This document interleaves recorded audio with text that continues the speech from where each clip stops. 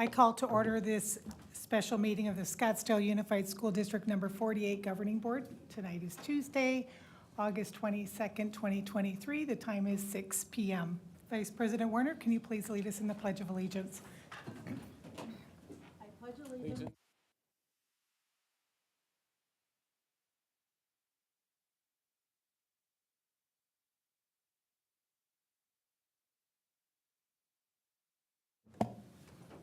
Thank you. We'll start with a roll call of governing board members from my far right. Amy Carney, Karen Werner, I'm Julie Sanowski. Libby Hart-Wells. 4 of the 5 governing board members are present. We do have a quorum this evening. I would like to make a motion to approve the agenda. Is there a second? Second. Seconded by Dr. Hart-Wells. All in favor to approve the agenda as presented, say aye. Aye. That motion passes 4-0. We are going to move on to item 3 on our agenda, superintendent comments. Dr. Menzel. Good evening, President Sanowski, Vice President Werner, members of the governing board, and members of our leadership team. This evening, we have a study session designed to really allow us the opportunity to have a conversation about the district's key performance indicators. And before we turn to that agenda item, I think it might be helpful for everyone in the room to know who else is here. So I would like to be able to do introductions, and I'm going to ask Margaret Cerna, our Executive Director of Elementary Education, to get us started, and we'll go around the table. Okay, Margaret Cerna, Executive Director of Elementary Schools. Brooke Williams, Director of Special Education. Sarah Torino, Director of Gifted and Accelerated Learning. Dave Perniske, Director of State and Federal Programs. Christine Bono, Director of Community Education and Early Learning. Shannon Cron, Director of Support Services. Constance Karen, Director of Teaching and Learning. Cindy Bachna, Director of Assessment and Accountability. Michelle Watt, Chief Systems Officer. Lisa Hirsch, Principal at Desert Mountain High School. Shannon Crozier, CFO. Nathan Slater, Director of Athletics. Dennis Rayler, Director of Facilities. Christine Harrington, Director of Communications. Amy Downs, Director of College and Career Readiness. And Karen Benson, Associate Soup. Did you get to say? Oh, on the microphone. Amy Downs, Director of College and Career Readiness. And Karen Benson, Associate Soup. Susan Lugo, Director of Human Resources, Certified. Alexis Wilson, Assistant Superintendent of Human Resources. Amy Goff, Director of Human Resources, Classified. Jennifer McLennan, Outside Counsel. Gladys Steiner, Executive Admin Coordinator. Josh Friedman, Director of Safety and Security. So thank you all. Thank you all for doing the introductions, and please try to use your microphones for 2 reasons. 1, hearing you in the room, and 2, there are other people who may be watching online, and it's helpful if they can hear as well. So as the governing board knows, we went through an extensive process to establish the strategic plan. And tonight we want to have a conversation about where we've been, what we learned in the first year. And the reason why we have so many members of our team is because we agreed when we went through the process to develop the plan that it wouldn't be something that just sits on a shelf, but that we'd put together teams of people designed to execute. And so if you don't object, Madam President, I would like to turn it over to Dr. Benson to kick off the presentation on the key performance indicators and our proposed targets and modifications for the upcoming year. Please do, Dr. Benson. Might be helpful to you.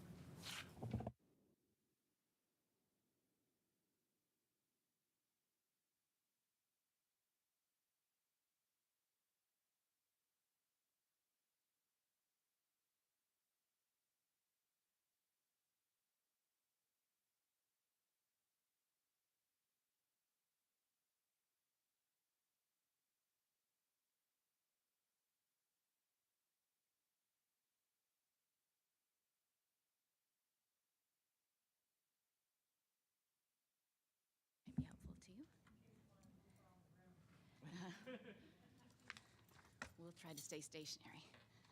Let the show be about our KPIs. Good evening, President Sanowski, Vice President Werner, our board members, Dr. Menzel and Gladys, and all here of our cabinet and extended cabinet members, including one of our co-leaders of our SAA. Thank you. At the August 8th board meeting, you will likely remember we brought forward a first draft of our KPIs and our performance targets to guide our conversations about our improvement efforts for the 23-24 school year. Those drafts included questions and content to bring to board members' attention as we work to finalize the KPIs this month. Tonight at this special study session, as Dr. Menzel has shared, we'll work through each of our 5 goal areas by highlighting information we've added since August 8th, responding to questions and ideas that have been posed by board members since the August 8th meeting, and inviting additional questions from our board members to allow us to solidify our KPIs and performance targets by our next board meeting on August 29th. Before we wrap up this evening, we'll also invite our board members to indicate which of our KPIs is most important to prioritize in the year ahead.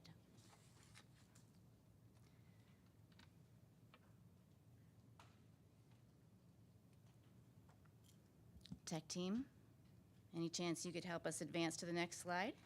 Keyboard is not responsive.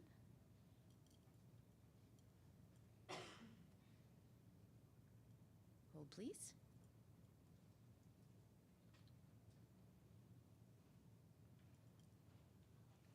Can we advance one slide? There we go. Thank you. Appreciate our team at the back. To ensure a successful experience for all this evening and allow us to meet our objectives, I'd like to invite us to review and agree to the norms indicated on the slide before us, reflecting the norms we use at our all admin meetings in SUSD. I'd also like to remind all that this study session is structured differently from our typical board presentations to allow our time together to be a real learning opportunity, giving our full attention to the most important areas we've identified within our strategic plan to positively impact our students academically and with respect to their overall well-being, and the data points that are going to allow us or ensure that we stay headed in the right direction.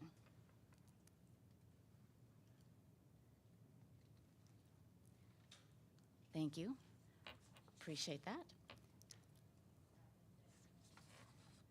Prior to jumping into each of our goal areas, wanted to share 3 resources requested during our August 8th meeting, including at our August 8th meeting, it was asked, how did the actual KPIs first come to be in alignment with our commitments? And so this document is linked. We're going to There is a mouse under my keyboard, under my paper. Did he say install the mouse in the keyboard? There we go. We have 2 mice. And the remote one's going to work. Thank you. Let's go back. The document that was actually provided in our original strategic plan that shows the alignment to our district goals and the commitments is linked here. I'm going to see if it'll pop up, get a little bigger for us.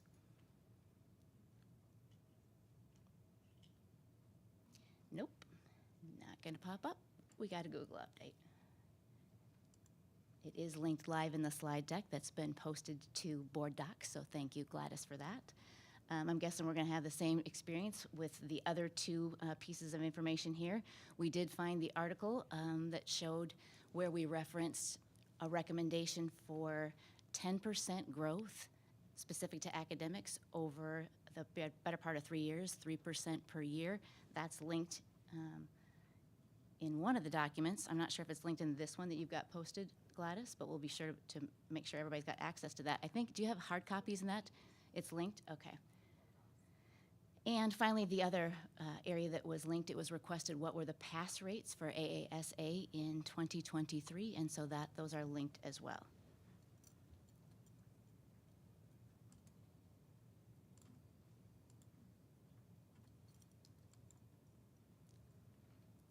Can we advance? There we go.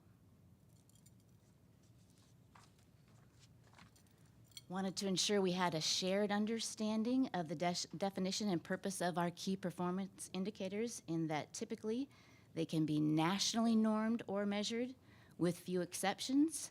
They are the critical key indicators, the most important indicators of progress towards an intended result. Also wanted to remind persons that while we always shoot for, we are having a tech trouble, there we go. Always shoot for 100% of our kids. Our goal is always all. We avoid ceilings by using words or greater instead of just hitting a certain target. but we also reach for attainable stretch goals as well. So balancing out all means all, avoiding the ceilings, and making attainable goals, stretch goals, to allow us to measure our continued performance and progress.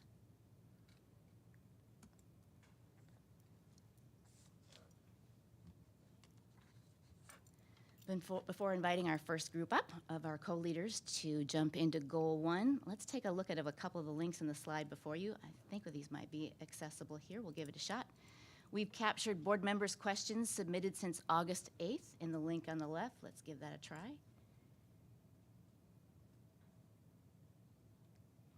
Nope, not going to go. We've responded to many of your questions by making adjustments right into our working draft, into our KPI document.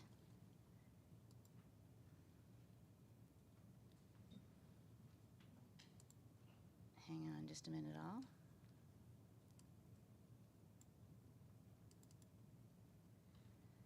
We've responded to many of the questions by making adjustments right into our working draft KPI document, but there's a handful of responses that are included in the Google Doc yet. We're happy to expand on our responses during our time together as we work through each goal session and invite our board members to repose questions to allow for further dialogue where it might be important. Our working draft is linked in the slide before us. I think they're trying to help us out here. We also tonight have provided hard copies for all those that are in attendance with us to ease conversations and allow for greater readability. In the hard documents, the hard copies that you have in front of you, the KPIs have different colors and different fonts. At work, if you noticed the bold fonts, those are priority KPIs from last year.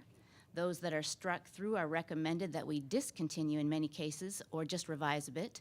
And those that are in blue are new KPIs for your consideration. Anything we try to highlight in red represents areas we added to or continue to add data to, and we wanted to highlight that since our August 8th meeting. I think they're going to help us out because it's going to be easier for those that might be watching to take a look at the working draft document. Hold, please.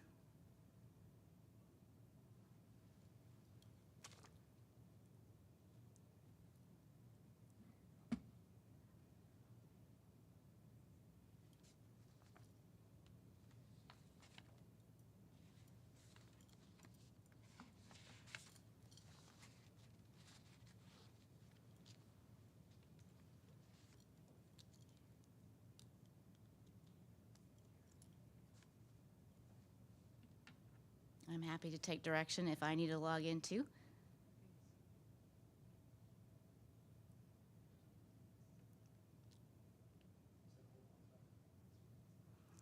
Thank you. While they're trying to pull it up here, we likely can get started. Dr. Bachna and Dr. Dodds-Karen, if you'd like to walk us through some of the highlights in Goal Area 1, we want you to turn your mics on so we can hear you loudly and clearly, and advise all to find the first goal area in the handouts provided for you that says Academic Excellence. Dr. Bachna and Dr. Karen.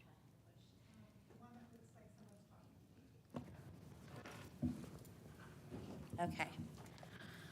So I'll be talking tonight about some of the academic excellence goals, which also show on our screen. Looking at first one just briefly, looking at maintaining that same kind of goal structure for this year as an idea, a recommendation of looking and focusing in particular on third grade ELA scores, 8th grade math scores, 9th grade ACT Aspire scores, and then an overall ACT composite score. I realize on the printout in front of you, the ACT composite score isn't showing, but that is still proposed as a goal for this coming school year. Looking at some of our goals in that area, again, looking at 3% increase from the previous school year, what the baseline was based on our 22-23 results, and then making a 3% increase across the third grade ELA, 8th grade math, and 9th grade ACT Aspire results in terms of percent proficient or passing. For the ACT composite score, we would like to see it increase to a 21.3% composite score, which is a percentile rank of 63 or higher. Moving down, I'm going to skip CT for a minute because we'll come back and let Amy talk about that. Looking at our goals in red, we have one talking about reinstating or increase or maintain the number of students earning a C or higher in college-level courses. And looking at our data, when we were looking at this, and we realized we were initially including honor students in this as well, so we revised that slightly just to be purely students taking an AP, IB, or dual enrollment course. And looking at where we were at last year when we ended the school year, about approximately 65% of our students were enrolled and completed at least one course in those areas, with 94% of them earning a C or higher in those classes. So our students that are choosing to take those advanced courses are doing quite well. Our recommendation for this year is to maintain or increase that same number from 65% and also to maintain those students doing well in that area. Down into the blue, we had proposed a new KPI of increasing or maintaining the percent of students across demographics, including underrepresented populations, enrolled in college-level courses. And what you'll see is we've established our baseline data based on the end of last school year.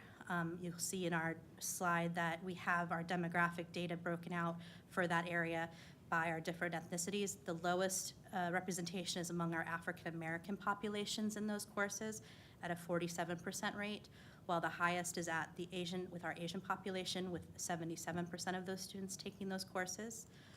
Our suggestion will be to maintain or increase the percent of students enrolled in college-level courses using these demographic baselines. And then moving on to the second page, and we'll go back and talk through our questions. The final line on this page, I'm going to skip and let Christine talk about hers in a minute. There's a proposed new KPI, maintain or increase the number of students earning a C or better in Algebra 1 by the end of 9th grade. We have determined our baseline data for that from last school year is at a 75% rate, and we want to maintain or increase the percentage of students earning a C or better by the end of 9th grade in Algebra 1. Go ahead, Christine. So, pardon me, this next KPI was regarding our Quality First. So just a reminder that our early learning programs at our 16 sites that have preschool, pre-K, toddlers participated in the Quality First accreditation process last year. That accreditation process happens every 18 to 20 months roughly.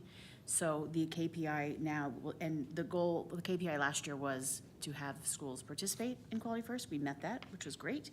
So now our proposed new KPI is to maintain or increase the number, to increase the number of our Quality First early learning programs with a rating of 4 or 5 stars by end of year 25-26. Just a reminder that the rating system is on a scale of 1 to 5 stars, 5 of course being the best. And we will, our next accreditation cycle will be more than likely, we don't know yet, but more than likely at the beginning of next year. They get through all 16 sites, usually within a few months. So we feel really confident that we'll be able to meet or exceed that goal by the end of school year 25-26.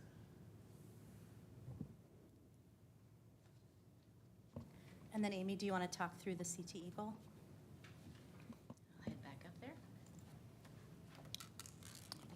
So in CTE, we had an increase completers and industry certifications goal. And completers also can be called concentrators for programs that only require 2.0 credits versus 3.0, such as engineering. So they're all included as this number you see here. 684 was the baseline data number, 21-22. And then below that, the number of students who received a industry-rated certificate or credential was 130 students. So for the accomplishment for 22-23, we ended up having 775 students complete their program, and 160 earned some kind of certificate or industry credential. So we really outdid ourselves. I'm very happy with those numbers. And our new goal then is to maintain or increase on both those metrics. Just keep improving and get as many kids as we can.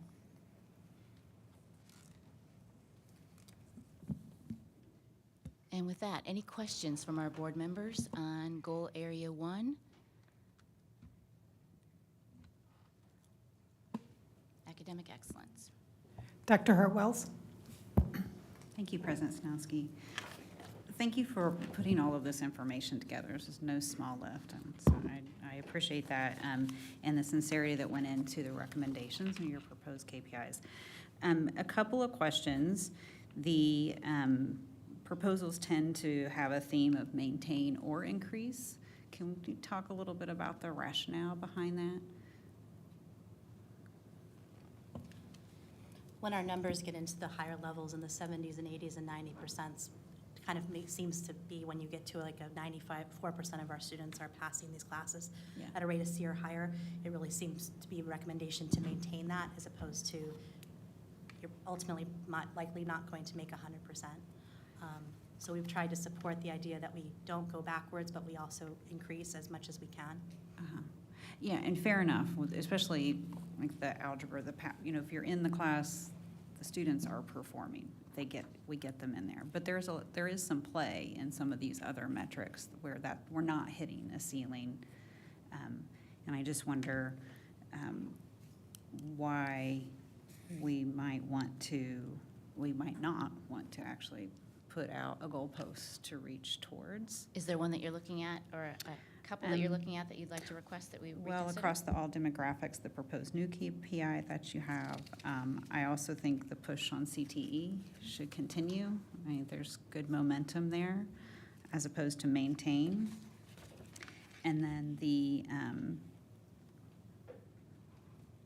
this 75, the algebra one, the 75% actually is, it's not bad by any means, but again, the way you get better is you put things out in front of you and you reach for them. And I realize that, when you put reach goals out there, you're not going to hit all of them. So if there's that momentum and motivation to do so, particularly here, I guess my thought is that we should do it, should push ourselves. I appreciate the maintain part. I get that. I think the 97%, that is, or the, when you're into the 90s, there's not a lot to do. There's a lot of factors. Also on the 16 sites, first, both the CTE and the Quality First, the accreditation, Christine, I appreciate they're on an accreditation cycle, so this has to be forward. That's just the process. But do you have a sense of what is attainable, aggressive but attainable in terms of the number of schools that could get to a 4 and a 5? Because I think that would be outstanding. Absolutely. So currently, right now, we have one school that's at 5 stars. Right. 4 schools have 4 stars, 8 schools have 3, 3 schools have 2. And when we kind of did an audit on that data late this summer with our Quality First folks, we were new last year, so there was a lot that we didn't know. Mm-hmm. And in reviewing these, our 2s and 3s really should have been 3s and 4s. So that kind of tees us up to be able to hit that next level. So if I had to prognosticate, I'm going to safely assume that we're going to be mostly 4s and 5s and maybe a couple 3s. But to your point, those strategies, because even though we're not getting accredited this year, we're still doing a lot of that heavy lifting with active coaching with our Quality First resources, having a new mentoring program of our veteran teachers mentoring our few brand new baby teachers and our new teachers to the program of early learning, and really being able to use the gift of time to shore up not only best practice, but doing some PD directly related to Quality First benchmarks, but also best practice in early learning as a whole. Okay, so you're doing all that foundational work, which is necessary, right, to get to the finish line. Tied to that, right, you move the food to where you want to put your priorities. And so I would take the position in some ways, if we don't put some numbers there, then the resources may not get allocated appropriately to put that energy behind the efforts, a sustained effort to get to achievement for all of these, really. That's my perspective on it. I may disagree, but that's how I look at it. To that point, Quality First, and we can link the program guide that if anyone's curious on how they allocate those resources, they allocate those resources based on the star rating. So this year in particular is the last year of a big influx of money for our schools that haven't performed as high as some others. So the schools that are 2, 3 stars, they're receiving a lot more in-classroom coaching. They are, and we're happy to perhaps indicate that somehow, just so you can kind of see, are we getting the most bang for our buck, to your point? In reaching that goal. I appreciate that, and thank you. Also on just kind of not just the quality first metrics, but the other academic excellence metrics. Again, moving the food by, like policy speak of, you put the district money in those efforts. If we put some specific, and I realize that that can cause some angst, but if we put some discrete milestones out there, it's more likely to get allocation of resources in order to get there than if you don't. Right, that's just organizational. Appreciate the feedback. I did want to create a little space for the CTE question and to see if Amy wanted to help respond to that. One of the reasons we kept maintain or led with maintain for that one, the results for this first year were significant in terms of the increase. And given that we were significantly greater than 3%, we thought for that goal, particularly the performance target, might be fair and attainable if we use the word maintain or increase. Amy, do you want to speak to that? And so we had a goal in there to have an overall effect of a 10% increase in the persistence rating, getting more kids to finish their pathway. And that's a multi-pronged effort of getting more kids into CTE in the first place, which that number's not an indicator up here. But when you look at the strides that we made in the overall enrollment, and then we ended up having a 13% increase in getting kids to finish their pathway. So that we've already gone so far beyond what we were hoping to do that right now we don't want to penalize teachers for keeping the momentum going. We want them to increase, but we certainly, it's an elective still. It's not like math or English where you have to take it, so we're still also, you do reach a point of it's going to take away kids from some other elective where we maybe have some other KPI, AP Spanish or some other, there's going to be something else that kids want to do that isn't CTE. So that's basically why we left it that way, just to be fair to knowing that it's still a choice for kids to even take CTE. And we're really focusing on persistence and keeping them to finish their program. Yeah, fair enough. I think that's a fair comment. And I also just want to recognize, little things like allowing the CTE chords at graduation, those kinds of, accolades, I think go a long way as well. So anyways, nice job. Thank you. Thank you, Dr. Hartwells. And when you talk about little things, Dr. Hartwells, I think this is a big thing. We have a person in this position who is moving the progress forward for CTE. So Amy, kudos to you for the good work you've been doing. We haven't always had someone that's been very effective in this position, so thank you for all you're doing in that role. I have a question or a concern about the proposed new KPI of C or better in Algebra 1 by the end of 9th grade. Using the success factor of a letter grade. I know we have varied grading practices throughout our district, and I get concerned about that being one of our factors of success when we're not all on the same page, and that's fine, with grading practices. Does anyone else share that concern of a letter grade being the measurement of our district success in algebra? We've had questions, similar questions, Board Member Sanowski. Given the subjectivity of grading practices, happy to report that we did reboot the grading practices, though, this summer at all levels, elementary, middle, and secondary. So there is a shared understanding of how we address late work and missing work and what that looks like. So shout out to our principals that may be watching for their partnership in helping us get that done, and those in our teaching and learning team as well.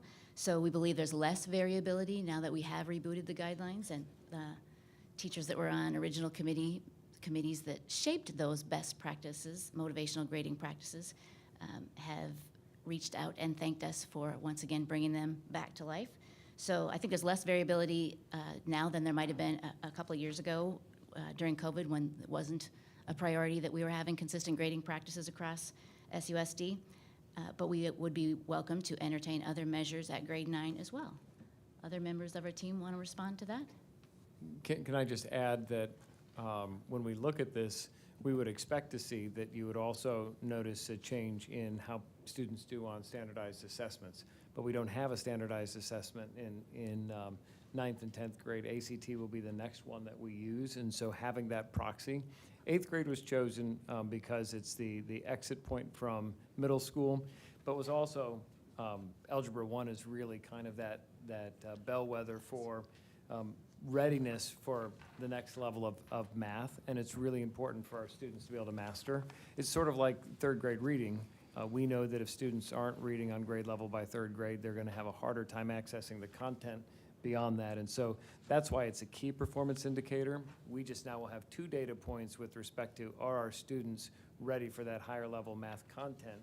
One is how they perform on the 8th grade AASA assessment. The other is how they score on Algebra 1. And if they do it in middle school, great. If they need to get to the end of 9th grade to do it, that's another thing. But we want to raise the numbers who are showing a level of proficiency so that we know they're ready for success. Thank you, Dr. Menzel. Vice President Warner.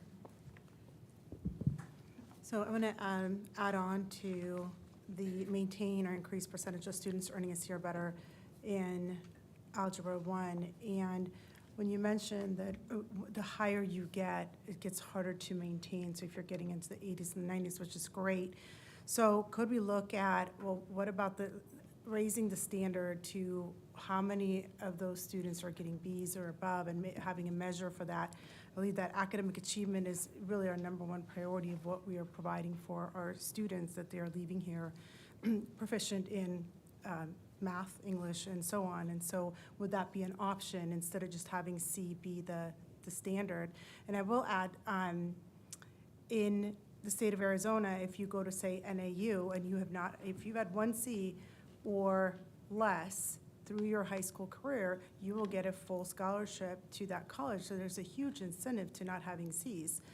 Not that a C is bad, but there would be an incentive and an opportunity for kids to strive for that. So could we look at an option that we measure above a C as well?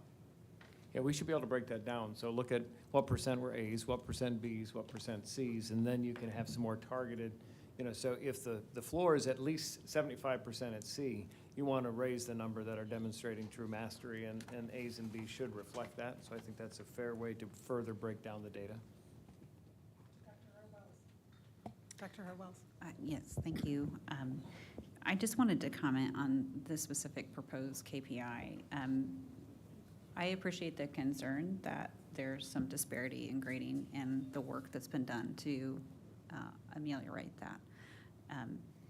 However, one rationale for having something along the lines of a metric of the student's performance through the whole school year is that it doesn't come down to a single test on a single day, which is what we have in the other parts. They're important. I'm not an anti-standardized test person, but I also recognize, having lived through my own SAT experience with the flu and a bloody nose, that can be pretty miserable. So I don't want to overzealously focus on standardized tests. They're meaningful, but to balance it out with these, kind of performance over the school year in an area which is underpinning critical thinking, which is logic, which is algebra. So that's my pro for keeping this KPI. Whether it changes on what the percent is, I think that's a fair review of the data. So, and it sounds like you have it, so that shouldn't be a huge lift. Okay, perfect. That's great feedback. Thank you. Other feedback on academic excellence, goal area 1? Board Member Carney. Thank you, President Sinowski. Thank you, Dr. Benson. I agree with what Dr. Hartwells is saying. I also would like to see increase in most of these KPIs as well, so I second that. I also believe that academic excellence should be our #1 priority. I would like to see more KPIs in this section. One of them that I had asked about and had discussed that I still believe is necessary, middle school math. We know we need help there, and we want to figure out how we can better support our students. And I think it's really important that we look at our proficiency levels. You know, I'm just going to take math grade 6. All students, you know, it's a 49% passing, but we have to realize our highest number is proficiency level 1.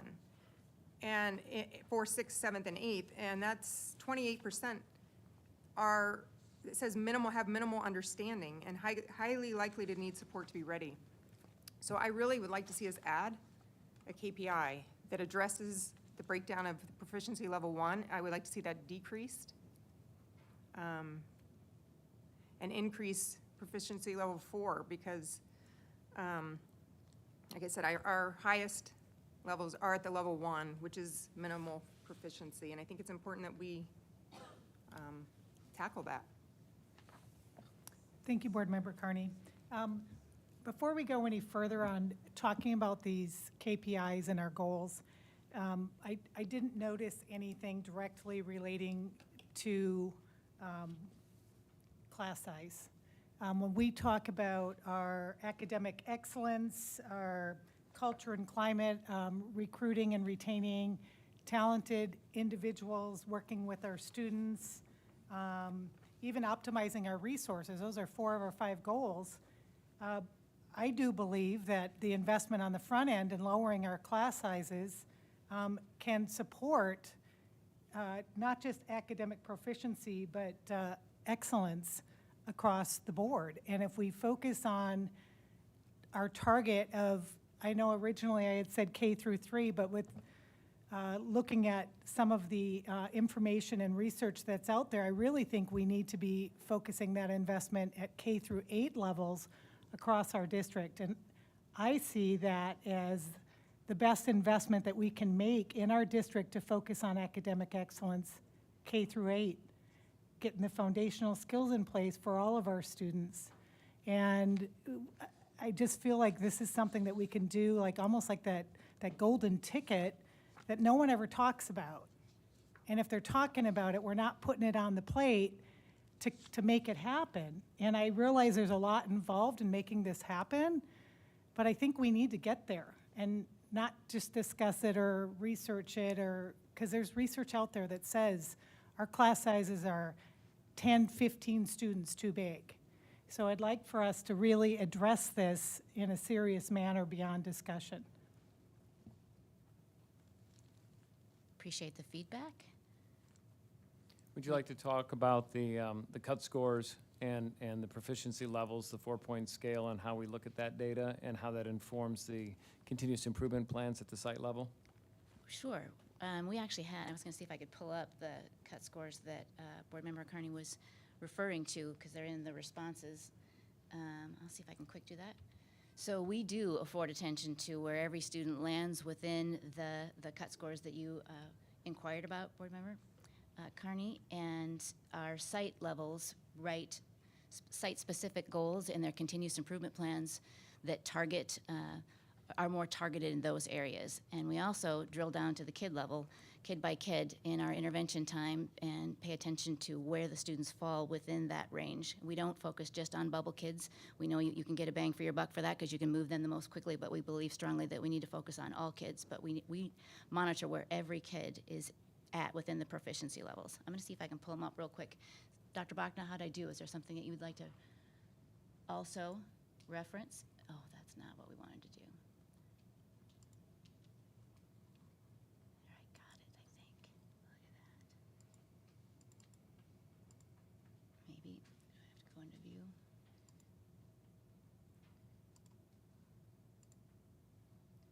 Oh, this is a bugger. There, it's gonna go. No, it's not gonna go. We wouldn't have to pull it up if we can't do it right now. We could just refer to the proficiency levels.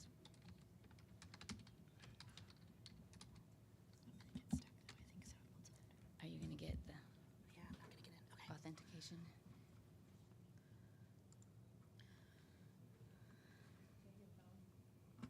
Does she need her phone to do the? Our safety measures are at work? Yes.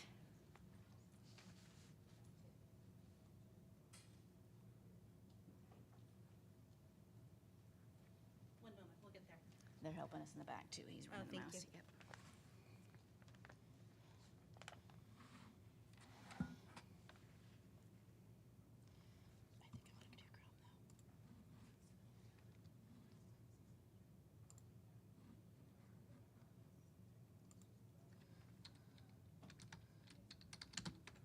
So we can talk while they're getting that set up. Each site looks at their data to identify what their continuous improvement plans are, and they'll look at them in the content areas and then work with their teams to identify specific targeted action steps. And so there are multiple strategies depending on where students are. And so we look at where they were the year prior. We do initial assessments, and some of that's happening now, both with FastBridge and iReady, depending on the level you're at. And then we build out plans designed to address the needs of students where they are. There are other supports, largely funded through ESSER dollars, to provide some tutoring and other supplemental to address where students might be behind. Some of the biggest challenges are students who are 2 or more grade levels behind, where they need a lot more intensive support in order to catch up. But that's work that's done in consultation with our reading or math specialists that are working at the elementary schools, coupled with the grade level teacher, and then our teaching and learning team. And I don't know, Dr. Dodds, if you want to talk about some of the professional development and learning that we support across all of our schools with respect to how we provide our students, especially at level 1. Thank you, Dr. Menzel. A few things. We're proud as a district to have relaunched our multi-tiered systems of support. We were able to utilize the day of the rally on August 1st to bring all of our learning community together with stakeholder groups that represented the MTSS-A for academics and the MTSS-B for behavior, the TILs, the teacher instructional leaders, site support from the principal, the assistant principal, the social worker, the psychologist, all of the folks who wrap around services for our students. So those lead teams came together for a relaunch of MTSS so that they could take that back to their campus, so that from the start of the school year, they could be talking about what are the needs on our campuses. So at elementary, they have a lot of conversations all aligned to Move On When Reading that Dr. Menzel mentioned previously. For us, in elementary, we need to be sure that 3 times a year we're submitting information to the state about what our achievement looks like and what we're doing to support students' growth in the area of reading for Move On When Reading. The same happens informally with math as well. That typically happens through our professional learning communities and now moving forward more formally through our MTSS teams. That aligns also with further professional development. So as we look forward to professional development on August 30th, all of our coaches throughout the district and coordinators are leading professional development specific to Tier 1 instructional practices utilizing our district-approved resources. So they're going to be talking about how are we engaging kids in learning? What are those best practices for utilizing our materials to address the scope and sequence for learning across the grade levels? Early learning all the way through 12th grade, all different departments, be it CTE, gifted, special education, ELD, all coming together. And so all of our professional development is very much targeted for that. Board Member Carney, you mentioned middle school math. Obviously, that is a primary focus for our team as well. So bringing those middle school math teachers together for full days of professional development to reinvigorate our teachers with what are those best practices for math as the National Council for Mathematics would suggest. So just helping our teachers. This year, I think you've heard there's been a different vibe at school. It's like a more typical school year. So we're kind of out of that COVID. Are we teaching typical teaching? Are we getting rid of all the PowerPoints we once did when we were on Zoom? To now, what does it look like to be doing that first best instruction in the classroom, planning proactively for differentiated learning for our children across the grade levels? And that's something that we are proud to be offering through professional development. We were able to bring up the AASA cut scores. Thank you, Dr. Bachna, and thank you for that response, Dr. Dodds. Karen, the question that was proposed about the proficiency levels, we've pulled that up here. And I think one of the really important pieces to this conversation is these cut scores change, much like we saw over the weekend when the Azella scores changed. The cut scores for AASA changed too, and so it's hard to compare year over year without that context. That's why it's really important to note our progress year by year, but also to pay attention and afford space to how we're doing it against our peer districts too, and with our internal benchmarks that we've got going on and other national normed references or assessments that we take. So that's a really important piece. I appreciate the question, Board Member Carney, about how our students are doing in terms of the proficiency levels and what the proficiency levels look like. So I think we can respond to that in a KPI moving forward. Board Member Warner. So I asked this question at the last board meeting when it's, 68% of the proficiency from the ACT. I'm just reading it right off of the spreadsheet here. Did you guys find out how that fits into our students? So if 68%, what is that number of? Are you referring to third grade ELA? Okay. So it's referring to the percentage of students that fall into the top two categories up there, the proficient and highly proficient. What it means to hit proficiency on this particular assessment is that they've demonstrated mastery of the grade level standards. It's not related to a particular grade of A through F. It's actually looking at mastery of the standard. So when we say a percentage of, we want 68% of our students or higher to show mastery of the standard on this test, it's those highest two levels. Okay, so the 68%, so if you have 100 students, that's 68 students. Right. Okay, thank you. Uh-huh. Thank you. Good questions. Any other feedback or comments about academic Board Member excellence? Carney.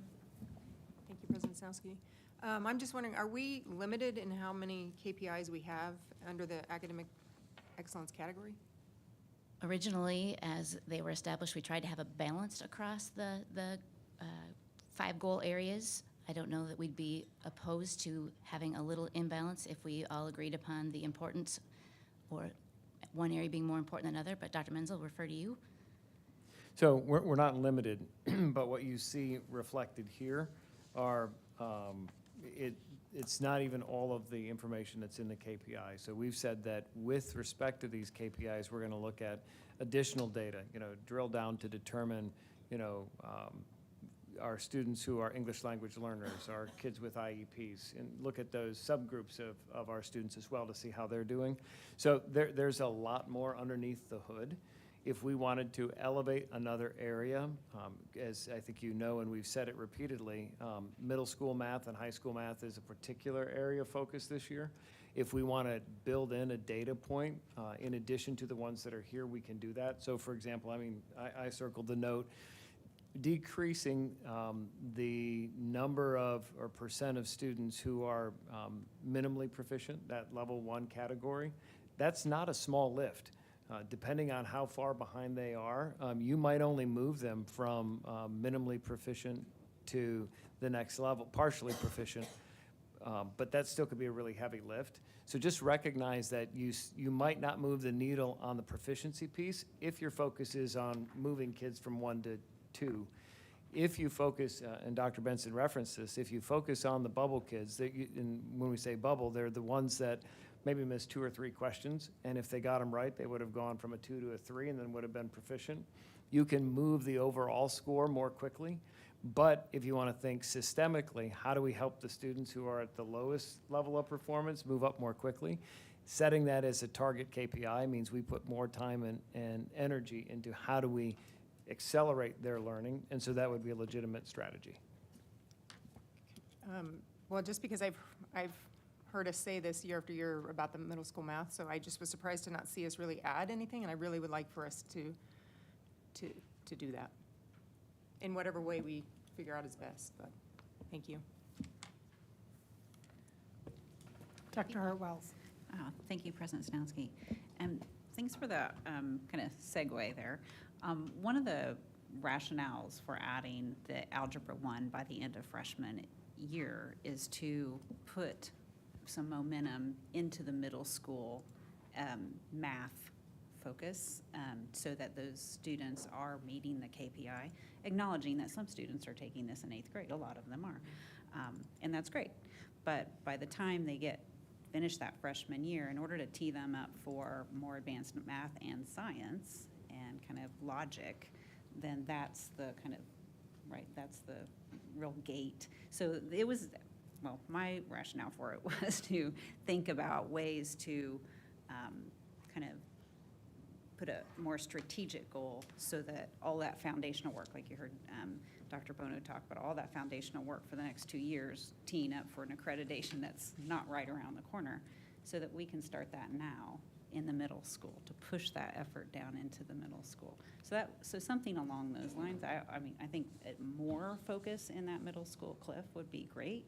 It doesn't have to just be math, but that was the intent. But it was more strategically positioned at the end of the freshman year. Well, and I think to that end, I think what we could do is build on the suggestion. If you looked at sixth grade proficiency rates and you decrease those scoring at level 1, you're going to increase the likelihood they're prepared to get a C or better in algebra by the time they get to 8th or 9th grade. If you don't decrease that, you're not going to raise the number. So you just create that front end indicator at 6th grade, that then you have the bookend that we've already got here.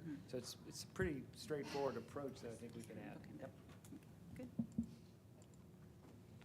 Board Member Werner? So moving or focusing on the kids in the minimally proficient is great, but we are talking about all students. So I think that we have to increase that KPI so that not only are we just having a focus on getting those minimally proficient solid and moving up, we don't want to forget about the ones that are proficient and could have the opportunity to stretch and grow to the next level as well. So we just don't want any slipping there, so the focus does have to be on all. So I would like to see those numbers increase as well for all 3 numbers here, the ELA, the math, and the 9th grade ACT.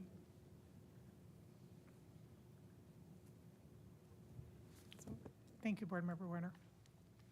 Dr. Benson, I believe that is it with questions from the board members. Great questions all, and nice job, team, colleagues, for responding to those. Let's hop on over to culture and climate, and I think our Shannon Cron is going to kick us off by sharing some highlights from that area.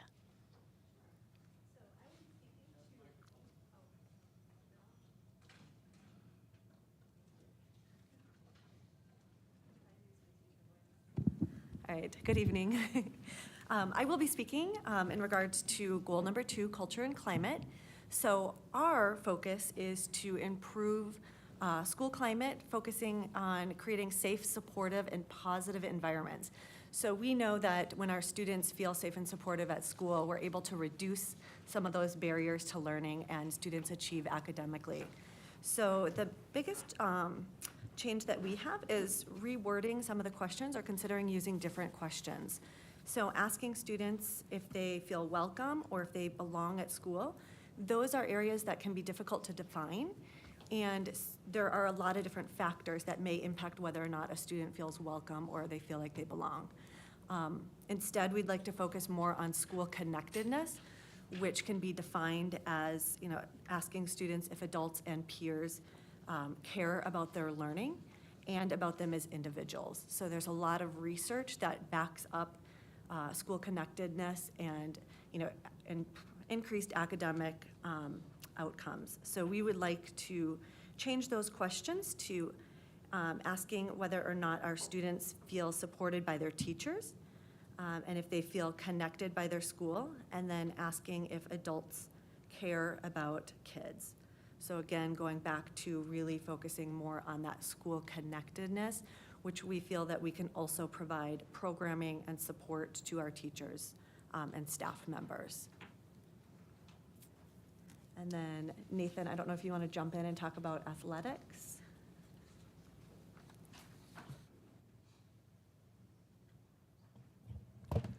Good evening, everyone. In the Google Doc, thank you, Dr. Benson, there's 3 documents. Register My Athlete participation data, NFHS participation data for the high schools, and then also middle school participation data for the past 2 years. So we had 3 years of high school data and 2 years of middle school data. We were proud that from last year, 2 years ago to last year, we were able to increase middle school tier 1 participation where there was no cuts by over 300 students, which is just under 10%. In the Register My Athlete data, we were able to increase from 2021, which is the back end of the COVID year, about 14%. But then last year the year before to last year, we did stay stable. We increased 12 students, which was a net gain 0, which we were unable to increase participation in that year. So we have been working with our team to try to identify areas and opportunities for increased participation, which most recently have been beach volleyball, also girls wrestling, which we're trying to push to increase as many participants in that. Coronado does have an interest in trying to establish a boys volleyball team, and Desert Mountain to bring back their badminton team that they have lost over the years. And then also the most recent AIA sport that's been established is girls flag football, and we're working as a team to try to establish a way to work with some other districts to establish those teams as well. Thank you, both Shannon and Nathan, for providing a couple of highlights in this area. I was just going to highlight one more, in that there is some intentionality to increase and go after a higher percentage rate, a return rate for our surveys, so we get better data. That was a concern shared by our board, and that was a concern we have identified too, that the numbers were so much less this year for the Hanover data in large part.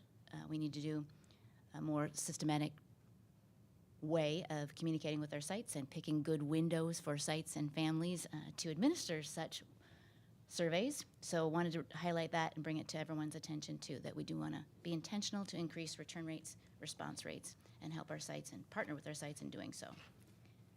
Can we go back to the very top? So we've talked about the importance of attendance and staying on top of that early. Chronic absenteeism is correlated with lower test scores, so we know that's a challenge. But the second KPI here, we're looking at a change, because when we looked at staff attendance rates, the 94 to 96% attendance rate wasn't really a problem. And so when I mentioned earlier that, you know, we put a good faith effort into identifying KPIs, some of our learning is that maybe we're measuring the wrong thing. And in this one, it's really not about the average staff attendance, it's about excessive absences.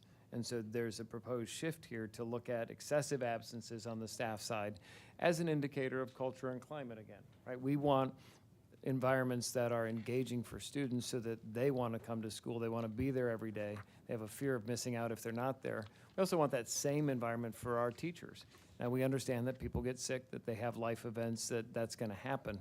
But we also have a significant percentage where people use all of the sick time that they have. And so we've proposed shifting this KPI from one that just looks at an overall attendance rate to one that addresses, you know, patterns of behavior that have an impact on our students. Because when students aren't in the classroom on a consistent basis, it impacts student achievement. And so that's why we're proposing the change.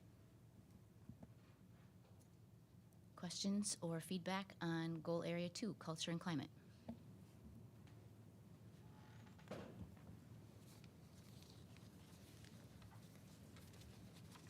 Board Member Carney. Thank you. I really like on this, increasing the number of quality extracurricular activities. I think this is really important. And I would just wanted to find out what, I know we had some parents that were really looking to have chaparral soccer for 9th grade. Are we looking at adding more sports teams for the younger kids so that they can play sports if they're not playing competitively? Some of them are really hard to make, the teams. Right. Well, we essentially staff our sports programs similar to what we staff a school in.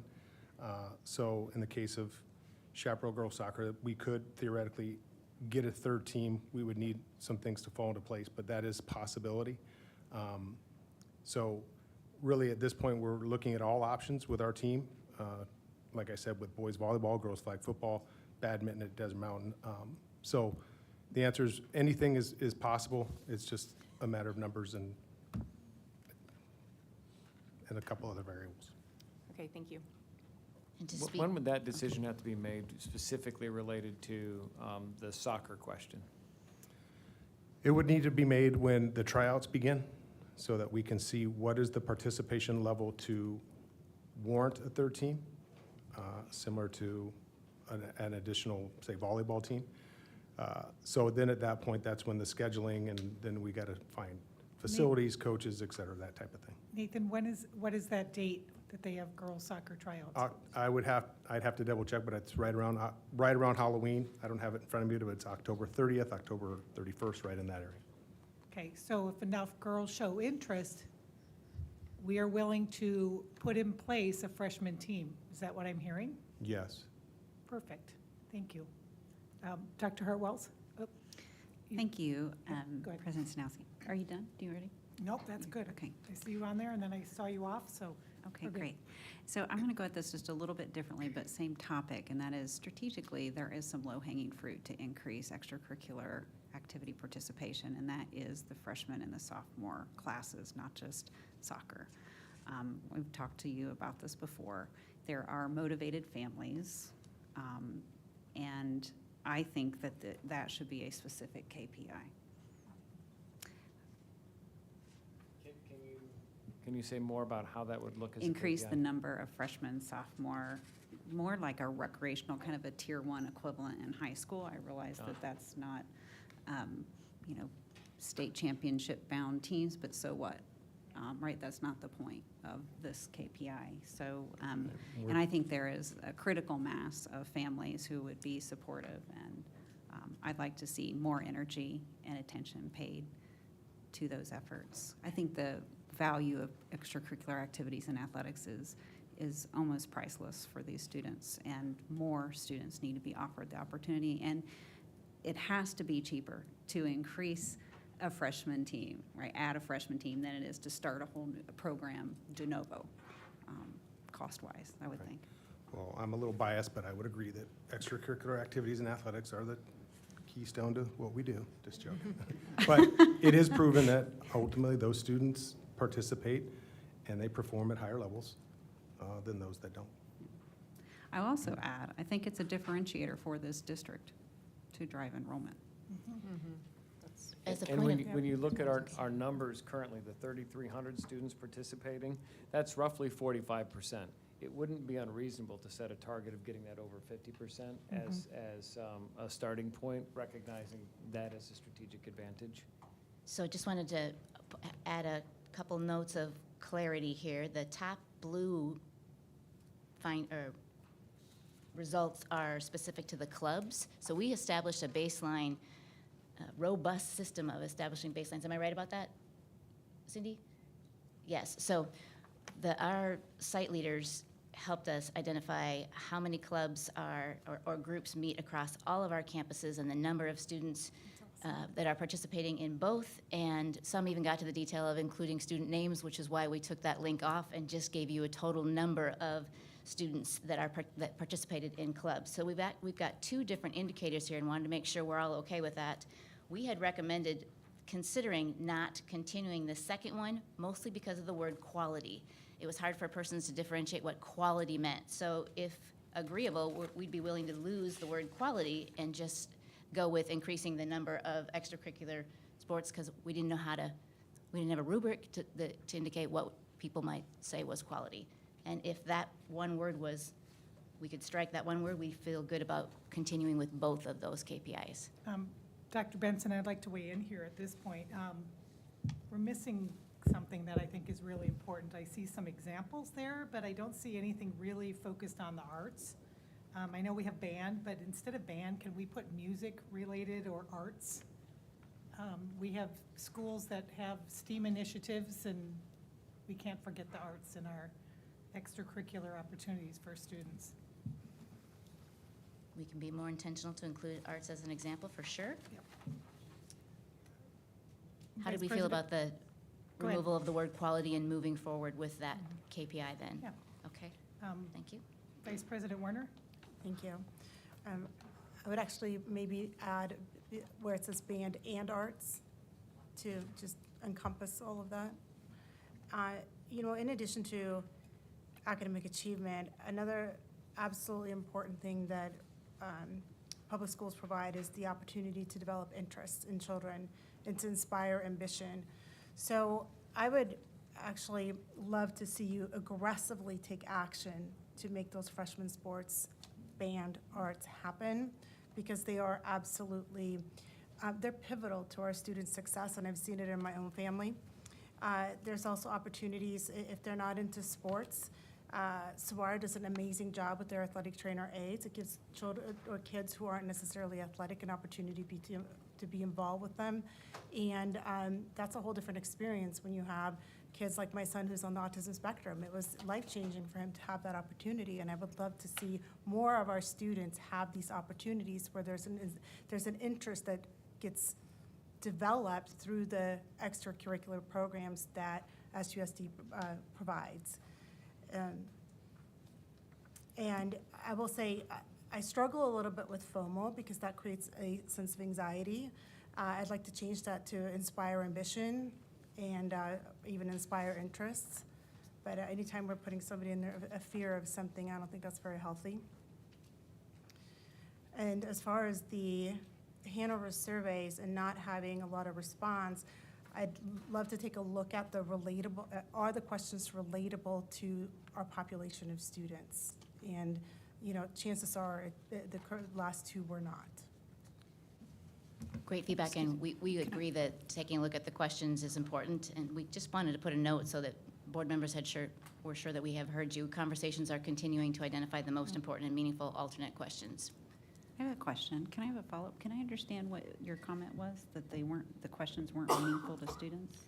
Are they relatable to the population as a whole? And I don't have the answer to that, but if. Can you define what that means, though? I honestly don't know what you mean, with population as a whole. What does that mean? Our students. So are the questions in the survey relatable to their life, or is it something that doesn't have any meaning to them? So maybe they start it and they don't finish it because they don't identify with whatever the questions are. And I don't have that answer, but I would like to explore if that is an issue of why they're not completing the surveys.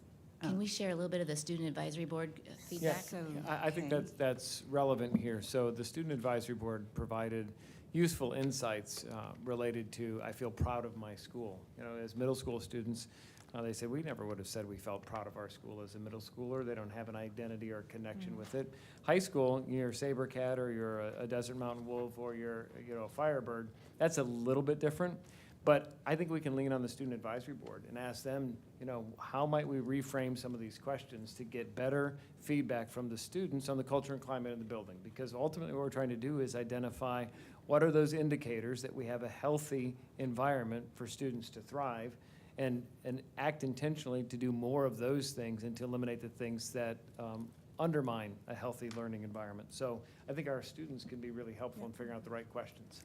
And I would add the student town halls. I attended a couple of them, and they were phenomenal. And I would say the one at Coronado was actually pretty hilarious because they were talking about the cruelty-free food. Right, exactly. Well, they weren't not talking about cruelty because they felt that the food was cruel, but it was cute the way they did it. But it was really eye-opening to see what's really going on with our kids. So I think that would be a very viable option as well. Thank you. Board Member Carney? Thank you. I just wanted to go back to the increasing the number of quality extracurriculars. Is this something where we could look into surveying the parents and the students? What is quality to them? What are they looking for? I don't know if that would be middle school student, parents or something, just something to get feedback on. What do they feel they're not getting, or would they like to see the school? And there's been discussion about removing the word quality and just have opportunities. Students. And that's fine. I just am wondering if we could go further and do survey with parents and students to see what they are looking for. Dr. We might Hirsch, be able to could get some insight. Great question. Board Member Carney's question, can you talk about the process for, students to sign up for clubs and engage in any of these co-curricular, extracurricular activities on your campus that might help, outline some of the processes in place already? And what % of your campus is engaged in some type of either club or sports or performing arts, all the various opportunities? That's a big question. Thank you, and thanks for the question. So at Desert Mountain, we have, when we talk about clubs, typical clubs are student-initiated, but we do have some other clubs that are related to classes. So for instance, in CTE, we have DECA.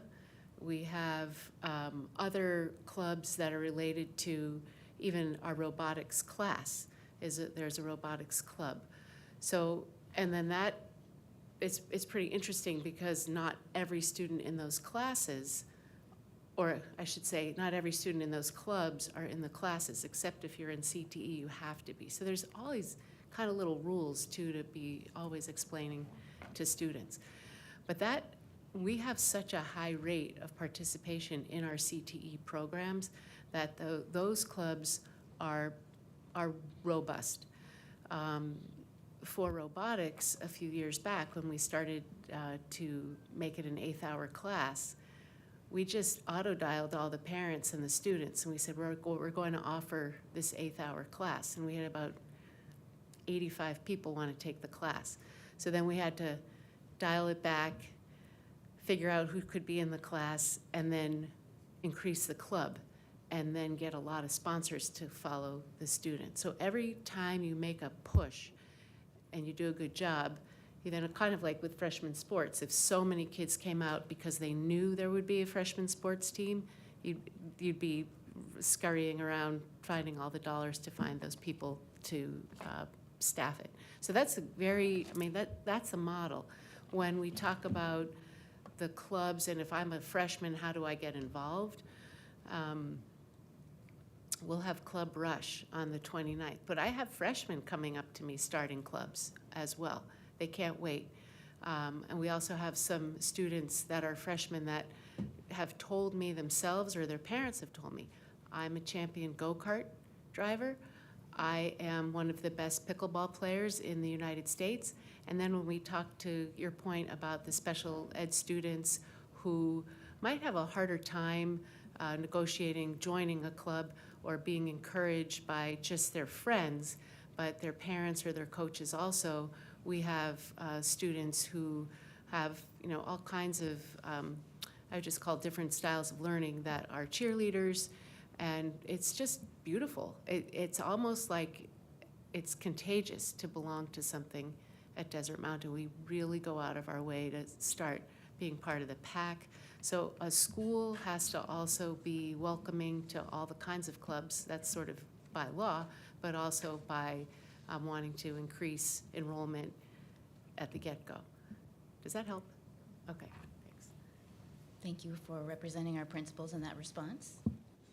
And Dr. Benson, I do not see any more questions, so I think we can move on to Goal 3, Talent in Qualified Profession. Fantastic. Going to tee up our friends from Human Resources, led by Ms. Wilson, to share some highlights. Thank you. I just want to, I'm flanked by two talented and qualified professionals on my left and right, Mrs. Goff and Dr. Lugo, so they may pinch hit in here as we go through these. So the first KPI that we're taking a look at, we're recommending a change to from increasing the number of staff pursuing pathways to increasing the number of pathways for teacher certification, aspiring administrators, and our classified administrative support personnel. We thought it better to take a look, when you talk about talented and qualified professionals, if people see that there is a pathway, not just, and we had defined pathway too to say, the opportunities and incentives for ongoing development in their current position, so increasing their capacity in their current position, or for career growth. So when you take a look at that, you might have an opportunity to attract, retain, recruit people when they see that there's a pathway for either honing their skills or moving into a different position. So we're looking at a quality of pathway programs versus a quantity of staff that might pursue. So with regard to that, we're taking a look at, as we've mentioned, we've got a teacher residency program. We have 5 students enrolled in that, so we want to maintain at least 80% of those students completing that program. And then we have 3 students that are, three personnel that are participating in the ASU Teaching Fellows. So we want to also maintain at least 80%. And we want to be mindful that, there are life situations that can happen. So we did put that caveat in there. This year, we want to make sure that we're developing and surveying aspiring administrators and develop the framework for growing our own aspiring administrators program. Much as we talk about a teacher shortage across the nation, there's also a leadership shortage, so we want to make sure that we're growing our own and promoting from within as much as possible. And also that we want to do that same for our classified admin, providing a mentorship and a development program. we surveyed all 3 employee groups last year, and our classified folks mentioned that at least 40% were interested that they needed some additional training in their current position. And then 29% training in their current role, and then 40% that indicated they need more training with our technology software and such. So we've sort of started that just casually because we happen to have someone in our department who was in administrative support, who's been on that side, but is now on the HR side. So obviously it's somewhat selfish, but also those administrative support people at our schools touch everybody. They support our internal stakeholders, our external stakeholders, so we're going to start with that small group to develop their skills to improve in those areas. And then again, with the administrators, we want to create a program. Of the respondents in the administrative surveys, about 70% of the assistant principals indicated they were interested in moving into a principal or some other type of leadership role, either the principal or a district leadership role. So we think this is an appropriate goal for our employees. In the next KPI, thank you. Hang on. I should just look at my own paper because. So pathways, and we're going on to the next one. Yes. There you go. So last year we had a goal around doing a study to see how we're doing with our wages. We did not meet that goal. However, we have started an RFP to conduct a compensation study, and we really want to target looking at those hard-to-fill positions. While we are doing better than a lot of our peer districts and having our positions filled right now, we still have a lot of work to do with our special ed teachers, our paras in special ed, math and science. And so we really want to have an objective third-party study to take a look at how we're actually doing compared, not just to peer districts, but also to the labor market in general.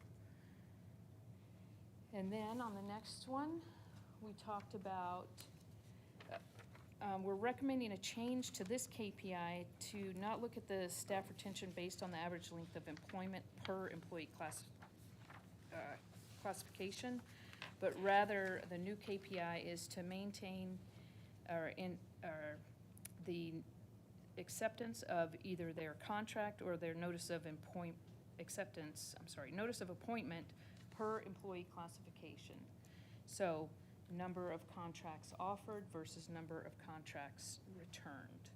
And there is some baseline data that is in there. We did have an exceptionally high rate of return on those contracts and notices of appointment. And I will tell you that one reason we recommended the change is a couple of reasons. One, it's difficult to capture all of the data around the average length of employment because we do have people that move up within, we've had paras that have moved into teaching positions. We've had teachers that have moved into administrative positions. And that's really hard to track unless we open up each individual's record and visions. However, also, I think it's really important that I just lost my train of thought, sorry. It'll come back. Let me move ahead and then I'll come back to that and I hope that it comes back. I'm sorry. Should we go to the next one? Yes. Okay, there we go. This was a KPI from last year. Our staff that are participating in a district mentorship program. As you know, we started our district mentorship program in coordination and collaboration with our teaching and learning team. We were very excited to get that off the ground so that we're supporting our teachers that are brand new to the profession.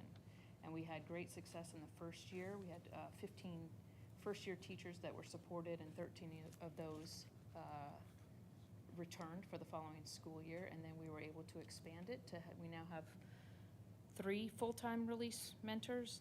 Am I saying that right, Kim? Thank you, and we added a special ed, thank you. So we're super excited to continue that work. I will say we're also, with of the staff teachers that we hired for this year, 50% of them have 3 years or less, and then about 50% of them have more than 3 years. So we know it's necessary. There's a lot of research out there that teachers in their first few years are leaving at high rates. We know that mentoring and induction programs work, and so we really want to continue that work. And what is the next one? That's one We we're had recommending. We had increasing the percent of positive responses to professional learning experiences reported to teachers. We did not measure that. We feel that we need to do some more work around collaborating with our teaching and learning team to really get something in place to actually measure that. We had on there PLCs, but we also know that PLCs are sometimes done a little bit differently at each site, so we really want to get a survey together that speaks to professional learning across the district. And so that may be done. I don't have the information from what may be in the Hanover climate survey. We do have some general data from our exit survey that staff are indicating that they are generally satisfied. 56% strongly agree that they are generally satisfied with their professional learning support that they received while as an employee in SUSD. So I think we need to do a deeper dive and certainly work with our teaching and learning friends on that as well. And then lastly, we have maintain or increase the percent of appropriately certified teachers. So this is a difficult one within the context of what's happening across the nation and the state when it comes to certified teachers. ASPA, the State Personnel Association group, noted that up to, I think it's 40% statewide, teachers that haven't gone through standard certification protocols. We are very fortunate that we have a high rate here at 95 or 94%. So I think, I think it matters that you're going to have a lot more people going through non-traditional routes, and that needs to be accounted for. So 94 is great. I don't know, it's hard to, like we said earlier, to get a better number in place. We always want to have the most talented and qualified and appropriately certified people in place. But because we do have we have student teachers that are teachers of records that are, on an alternative certificate, but they're being supported they're in a school, in a program, going to school while they're teaching and getting support. So I think context matters when it comes to certification in the, where we are across the state and the nation when it comes to teaching. And I think that's it. I still can't remember what I was saying earlier. Thank you. I'm having my own personal. Questions or feedback on talented and qualified professionals from our board? Absolutely. I really appreciate that you added the increase in number of pathways. That one in the blue, I think is great. And we used to have a aspiring administrative training program in this district. We've had it for many years, so that should be easy to pull that out of the drawer from somewhere and dust it off and update it a little bit, put it in place. My concern in this area is that we are really serious about supporting mentoring for all of our employees, not just certified employees. Specifically, and I had mentioned this to Dr. Menzel, the employees that started during COVID in our district, I really suggest that we have some extra effort put into reaching out to them and see how they're doing, because they could actually be on that cusp of being out of a mentoring program right now, and we know that their first few years in the profession was not any way, shape, or form normal. So that would be something that I would, yes. Board President Sanowski, thank you for recognizing the importance of the mentoring, especially for our teachers who came into us not only on an alternative pathway, but during alternative circumstances during the pandemic. So as I mentioned previously, we have teacher instructional leaders, TILs we call them. And we were able to work with our interest-based negotiation teams and of course, our school leaders to utilize our TILs in specific ways moving forward. And one way is a mentor-teacher TIL. So while we have our full release mentor teachers, there's 3 for teaching and learning gen ed, if you will, and then Brooke has gifted us 1 as well for special education. Those 4 full release primarily focus on our first year brand new teachers. But to your point, we have those other teachers who need support on campuses, so we have our mentor teacher TILs who are working in conjunction with our mentor teachers from teaching and learning to have that additional layer of support. And while we would expect a first year teacher to go through the formal induction program that we've established, all of the meetings that we have available for our beginning teachers are also available for the mentor teachers and their TILs. And for example, yesterday there was a kickoff. So all of our mentor teacher TILs were here at the MDA. And so we do have that additional layer of support, with the support also provided by our building leaders, because they know how important that support for those teachers is in retention and, most importantly, the success of our kids in the classroom. Thank you very much for that feedback. And Alexis, you and I have discussed this before, the onboarding process for applicants to our district. I would like to see some type of key performance indicator relating to, from applicant to employee, what that process looks like for someone. It doesn't matter what position they're applying for, that there is communication, feedback, a quick process of onboarding them if they're interested in working in our district. Thank you. Other questions? Dr. Hartwells? Thank you, President Sanowski. These 2 KPIs that, well, they're on the back sheet for me, but the increased % of positive responses to professional learning experiences, and then the maintainer increase the % of appropriately certified teachers. Do you feel that these are meaningful metrics in terms of driving progress? Dr. Hartwells, it's a good question. I think, we have seen teachers that may not have been appropriately certified that are knocking it out of the park. So it doesn't mean that if you're not, that you haven't gone through the standard route, that you can't be a great teacher. So we can certainly take that under advisement on that one.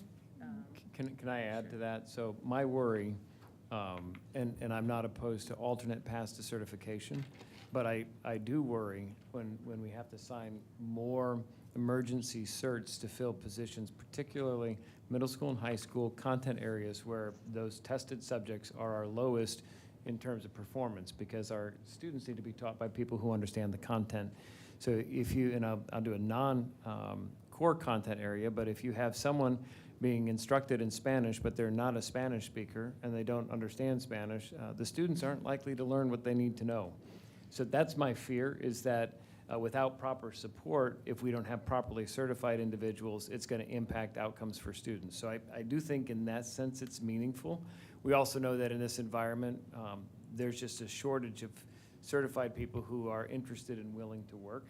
So people will give you the stats and say, oh no, look at all the number of people with active certs, but the number of people with certifications who are willing to actually work in this environment, that's a different conversation. And in some of our core areas, math and science in particular, that's where it gives me heartburn.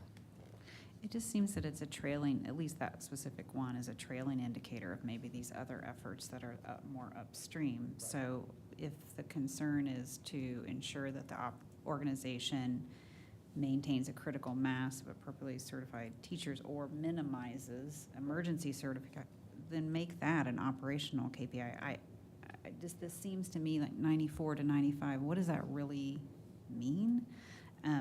Again, I think it's just a trailing indicator. If it were a leading indicator, then I get it. But, and then the same thing with the, I mean, I don't have strong feelings that we have to take it out. I'm just asking a substantive question. Is it really helping?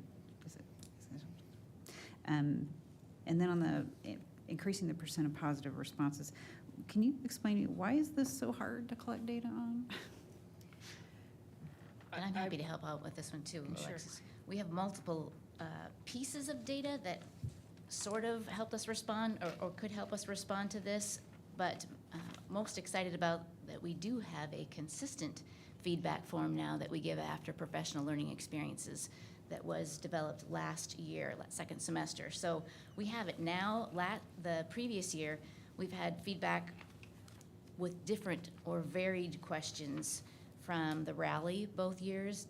We didn't use similar or the same questions for Hanover Climate Survey. You might remember that we had asked teachers about their choice or interest for professional learning experiences, and we didn't score real high on that area, but there wasn't something about necessarily positive responses. And so I think if we're going to keep it, we need to be more consistent at using the form and asking the same questions and using it after different varied kinds of professional learning experiences in order for that to have any value. Because right now it's too fragmented and we're not asking target enough questions to be meaningful, I think, at the minute. So do you feel then with the, go ahead, Dr. I would just add, Dr. Hartwell's, I think something else that has been nice with us having some consistency in our district leadership and establishing systems, we have some nice layers of communication. So as we've refined our survey, we've even worked with HR most recently to consider the Danielson framework that we've recently adopted to start to integrate the language of the Danielson framework that we'll be rolling out so that all of our professional learning is directly connected with the practices we would expect to see in our classrooms. So consistently, when we keep our eye on that laser focus of what are our end goals for teaching and learning and the practices that teachers are transferring into their craft, we'll be able to see some patterns, and we'll be able to see how choice influences teacher perception and also the timeliness of the professional development for increasing or shifting their practices. Okay, so it sounds like then, the framework has been established and you're ready to start accumulating some baseline data. It just took a bit. Yes, correct. Okay, all right, fair enough. Thanks. Thank you. Vice President Warner.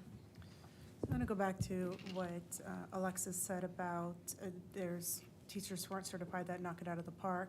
And I do think we need to look at, how do we help those individuals that are coming with a rich history and an experience of whatever they're bringing, and they're coming in and they're bringing it into the classroom or and have decided to become teachers, for whatever reason, but then they can't live because, they're 50 years old and they're coming in as a, level 1 teacher, and it's just not a setup for them to win. And we don't want to take away from the certifieds, and we want to make sure that, that's protected as well. But we do need to do something so that we are taking care of those individuals that have come to us that weren't certified when they got here or they haven't gotten there yet, because I do believe that they bring value to our students and to even our staff. So I'd like to include that. Board Member Carney. Thank you. I'm just wondering which of these KPIs came from the results of the HR audit that we did? So some of when we were looking at the compensation study, I know we need to take a look at that was part of the audit. I mean, we've actually implemented some of the things already from the audit. I don't have all of that information at my fingertips right now, but we implemented a placement schedule.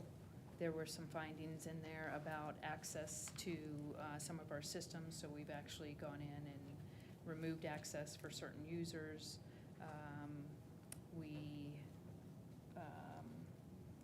I can certainly give you some information specifically around that at a later time if you'd like.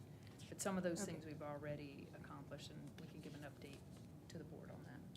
Okay, I think my concern is the high turnover rate that it showed last year, almost 20%, and I don't know I haven't seen where we're at this year, but I was just wondering why there's not a KPI So just for the straight retention. We have some data. I think that 20% is, we had a different figure. I'll let Dr. Lugo speak to some of that. Yeah, Thank you, Board Member Carney, for the question. So one of the challenges that we had when I saw the 21%, I wasn't sure what the factors around that percentage, how that formula was driven. So there's many ways to look at turnover or retention rates. One is number of contracts out, number of contracts accepted. That's a very simple indicator. But there's also looking at number of employees that left us and number of positions that we have. And so in an attempt to answer that question, went back and just looked at the data. So we used it for 2 years. I couldn't get to the 21% or the 19% that I saw because I wasn't sure 19.7. if it was all staff, all means all staff, or certified only staff, or teaching staff only. So all those factors matter on how we define what we're looking for. So just at if we're just looking at the teaching staff in the certified staff in 22, we had a turnover rate of 15%, and in 23, a turnover rate of 16%. So if that's what you're looking at, I'm still studying the turnover rate in classified staff because there's many more factors with that. Some of them are in multiple positions. So if they may have a crossing guard position as well as a morning duty position, they might say morning duty's not for me, but I'm still doing the crossing guard. So we might be double counting. So we're seeing some inflated scores on classified.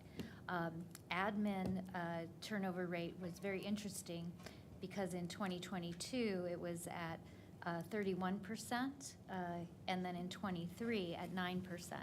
But it makes a lot of sense because if you're hiring many new administrators into a team, their first year, hopefully we don't lose them and we give them the support that they need, that they stay.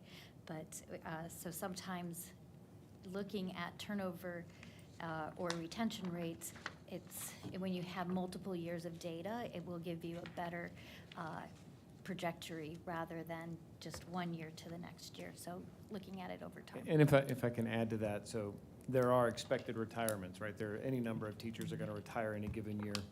There are family circumstances where a spouse moves to a different state, and so a teacher leaves because of that. So digging underneath the data to say, okay, what are the reasons for it? To get a real number that is, did they leave because of a culture and climate question? Did they leave because the profession didn't pay enough and they needed to work somewhere else? You know, getting at that data really tells us a more complete picture than just the turnover rate because of those other variables, but important data. So we're collecting it. We're trying to make sure that it's consistent over time because that wasn't something that had been tracked previously. Okay. If I may, on the most recent exit survey that we give to employees, retirement was the biggest reason for people. That was 28% of the respondents. Not every single person finished the survey, so that is something of note. And the other part is back to your audit question, is we're looking to automate the resignation retirement process and connect it to vision so that we have data that we have in visions that Dr. Lugo was just speaking about, and then we do the exit survey, which is different. And now we're trying to really narrow down some of the reasons as to why people are leaving, have that be in the system so that they actually choose, and they would have to submit this form, which would also make our lives a little better and also give us better data, better information. Suggested in the audit. You're right. Correct. Thank So you. we're working on it. Nice. Vice President Warner. So adding to what was just said, in the audit, the reason for resignation was 44%. The reason was unknown to 44%, and that is significant. And we would want to know why they're leaving, and we want them to be truthful of why they're leaving and not just saying, oh, I'm going to retire, or just give a reason that makes them feel good or is non-confrontational. We do want to have honest data on that so that we can course correct and use the data so that we can retain those staff instead of having them leave to go to other districts or retire. and do whatever it is that they are planning to doing. So that number is really high, so I would like to see something around the retention and the reason for why they're leaving, so that we can shrink that. Agreed that we want to actually hone in on that data and take out unknown, because that is a default, I think, when staff or the admin support are putting that in, when they actually may be retiring or moving out of state or any of the myriad of reasons. So we've got a list that we're going to get it down to. Okay, thank you. Dr. Benson, I believe that's it, so we can move on to goal number 4, community engagement and partnerships. And we're good to keep going? Okay. Very grateful for the conversations that are happening. Also wanted to make sure we're doing a shout out for the teammates that have put together the data for our KPI conversation, because there are hours and hours and hours that have gone into accumulating the data and preparing for this event. So thank you all. And the event, some of you scoot before the entire evening is over. Wanted to make sure I had said that. We are up with community engagements and partnerships, and so I believe our Christine and Amy are gonna walk us through some of the highlights.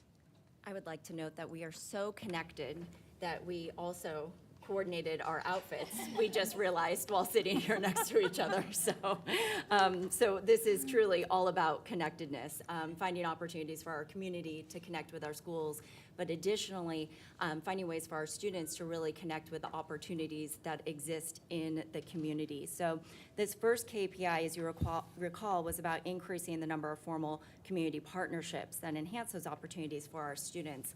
And this last year, we were really focused on developing systems that would help us measure what already exists, so we know then how best to enhance that opportunity for our students. So measuring the partnerships and then creating new ones was part of our goal last year. What we really determined when we were looking at IGAs versus MOUs is that it's far less important how we label or define the relationship. What's most important is the impact of it, and specifically as it relates to those student opportunities. And for us to really be able to measure the internships that our students are engaging in, we needed to really provide the framework. And so there was a lot of work done with our high school planning guide committee to get to work and find ways to develop those opportunities for our students to engage in what's now called work-based learning. And that really provided then the opportunity for us to develop partnerships that will provide those internship opportunities. So going to those businesses, you know, the top 5 employers in our city, for example, we're in the top 5, and we do offer internships to students. And so developing those relationships, and then, of course, working with legal, lots of people around this table involved in making that happen. So now we can go out and develop more partnerships specifically as it relates to internships for students. So that went to work-based learning, and work-based learning, of course, connected on the second one. So if now we want to increase the percent of students successfully participating in those internships. So we had to create the framework in the class, and then additionally, recruit the partners, and then also now get students enrolled in that class. So there is a lot of growth opportunity all the way around as it relates to both of these KPIs. And Major Clarity is a major player in connecting many of these dots, even from a much earlier age than we're talking about those who would have the work-based learning release time. You want to talk about Major Clarity? Sure. So Major Clarity is going to be where we house our work-based learning numbers. And it's also going to be a place where we can post the opportunities for students to see their work-based learning. It has a lot of tools in there that we formerly had used a product called Naviance. This one has additional tools in there for students to do the full interview process and some mock simulations of what it's like to be at a certain job. It's very robust. And the Student Advisory Board tried it out last year and loved it. So that was another nice indicator that hopefully it will go very well this year. So we had to put in a baseline of how to track our internships, because that was a hard thing when we first started with Goal 4, is finding what kind of internships kids were doing on their own already. So for this particular KPI, We do have CT teachers that are assigned to oversee the students in their internships and to help them find internships.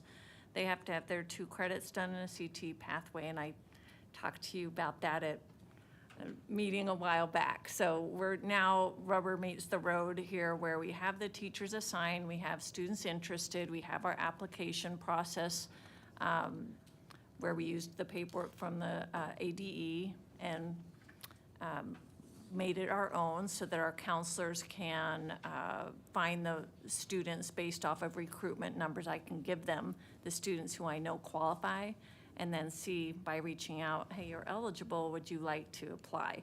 So we're going to definitely see more numbers now because of that strategy of reaching out personally to kids through guidance counselors and CT teachers. Major Clarity also is a part of our ECAP plan, so we're hoping that more kids, by using Major Clarity, will be thinking about their future, and not just what your major is going to be in college, but a broader lens on that. That's why we wanted it to start in 6th grade. And we do have our 6th grade course that's in the planning guide that utilizes that same platform, and we'll hope to push that in with several other grades at middle school. This next KPI, we would recommend striking this particular one, primarily because it's really tough to measure year over year. There are some years that we are going to have many committees and a lot of community engagement because of curriculum adoptions and the likes thereof. We think what's most important is that there be essentially the promise that the committees be representative of our community, our different learning communities, our employee groups, elementary, middle, and high school. That be more the priority than that we count the number of committees and increase those year over year. So that was one that we were hoping that we could revisit and better understand how best to measure that, if at all. And then the next one was increasing the number of service learning projects and opportunities in which students can volunteer. And while service learning is now thriving at Desert Mountain and growing, which is really exciting. In fact, I don't know if you want to share, but the cool story today is just even the legacy of success that exists associated with service learning, and truly how so many of our teachers and those involved in these programs drive its success. And at Desert Mountain, there's a retiree who came back, right? Who inspired a former student. So one of our teachers, who is a math teacher, is a graduate of Desert Mountain and had one of our retirees as her teacher for service learning. And it's interesting because that teacher was an art teacher and this teacher is a math teacher. So it's not subject specific, which I also think is really cool.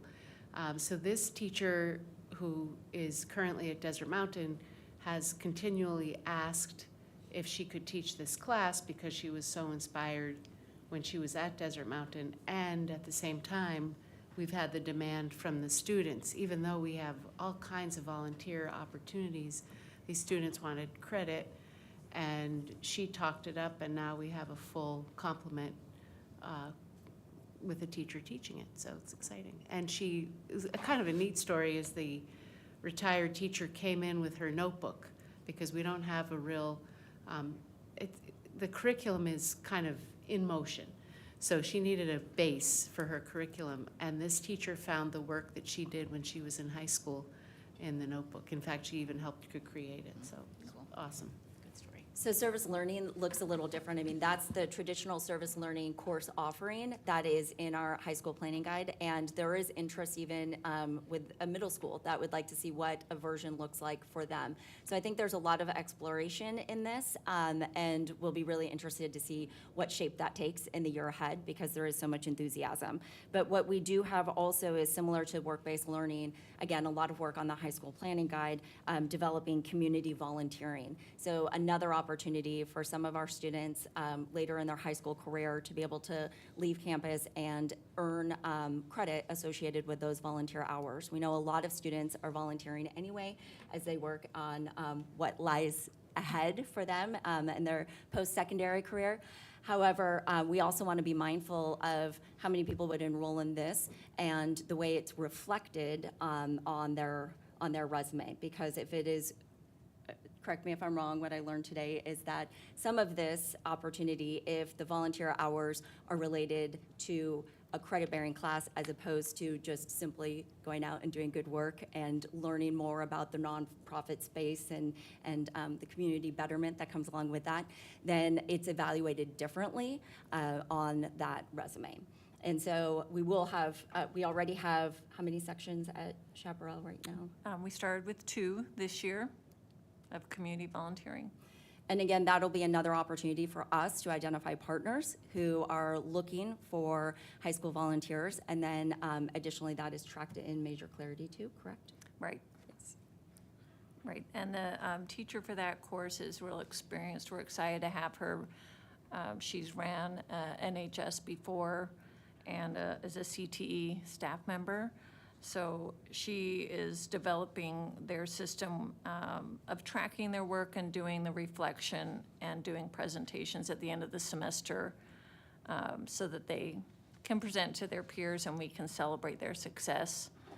One of the pieces of feedback that Christine was hinting at, when we got stakeholder feedback through our Goal 4 committee last year, the guidance counselors at the high school level brought it to our attention that although it's nice to require volunteering in some districts, it's starting to kind of have a little bit of a negative effect for some college applications, where if you mark yes, it was required, then they don't really count it. They kind of discount it if they feel like you were forced to do it.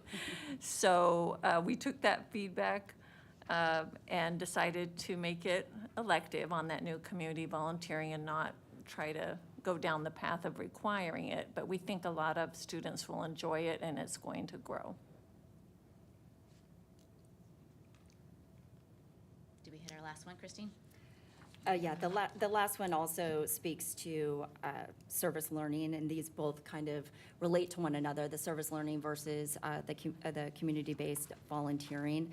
And so we're interested in seeing how community volunteering grows, and then additionally, how service learning grows to maybe many others looking to Desert Mountain now as a model for what could be. Thank you. Appreciate it. Team 4, questions from our board or feedback from our board? A little bit of feedback. That Major Clarity seems like it's going to be a great tool, and starting them younger to be thinking about what they want to do and what their interests are, I think is going to be super helpful for kids. Question for you, are these opportunities across our district, or do we have some pilots going on in our district right now? You mean for So the community volunteering and For the community courses. volunteering, we started with the Chaparral High School teacher for our first try at it. So, but the service learning and community volunteering are in the planning guide for all sites. Good to know. So if Thank you. students elect it as their elective, then we'll be able to staff it. Thank you. I do not see any other questions from board members. Oh, Dr. Hartwells. Let's turn that off. Thank you, President Sanowski. So in the increase the percent of students successfully participating in mentorships, externships, and internships, it says 4 high schools have selected a staff member and the results. So for that number there, because it is a CT internship, we have one school that is kind of rebooting their CT program. We're starting a new business operations pathway there. So they didn't have a lot of level 2 kids right now. They had a lot of level 1. Oh, I And see. you need to preferably finish Second year. Okay. year 2, but we also made some exceptions in there on the first year out to let kids simultaneously, if they are in year 2, apply for the internship on teacher recommendation. So we have some of those at some of the campuses. We also had one campus that is becoming Avid High School this year. And so that campus's interested interns were funneling towards our district-wide internship coordinator. We have Dave White from Chaparral that's helping place kids who maybe their campuses don't have their own assigned internship coordinator so that kids can still participate. And then if they want the credit, certainly we'll put in there. Some of them didn't want the credit at those other schools. They just wanted us to help place them. So we've done that too. We've had one of our student advisory board members, Ella, got placed over at Varsity Sports for her film and TV panache, that she's a wonderful student of ours. So it doesn't mean those schools won't have the opportunity or we won't help them. It's just not on the schedule of courses that's staffed locally. For this year. For this year, and hopefully with the recruitment of students happening much sooner, because by the time we got all of our ducks legally in a row, it was harder to recruit students at the tail end.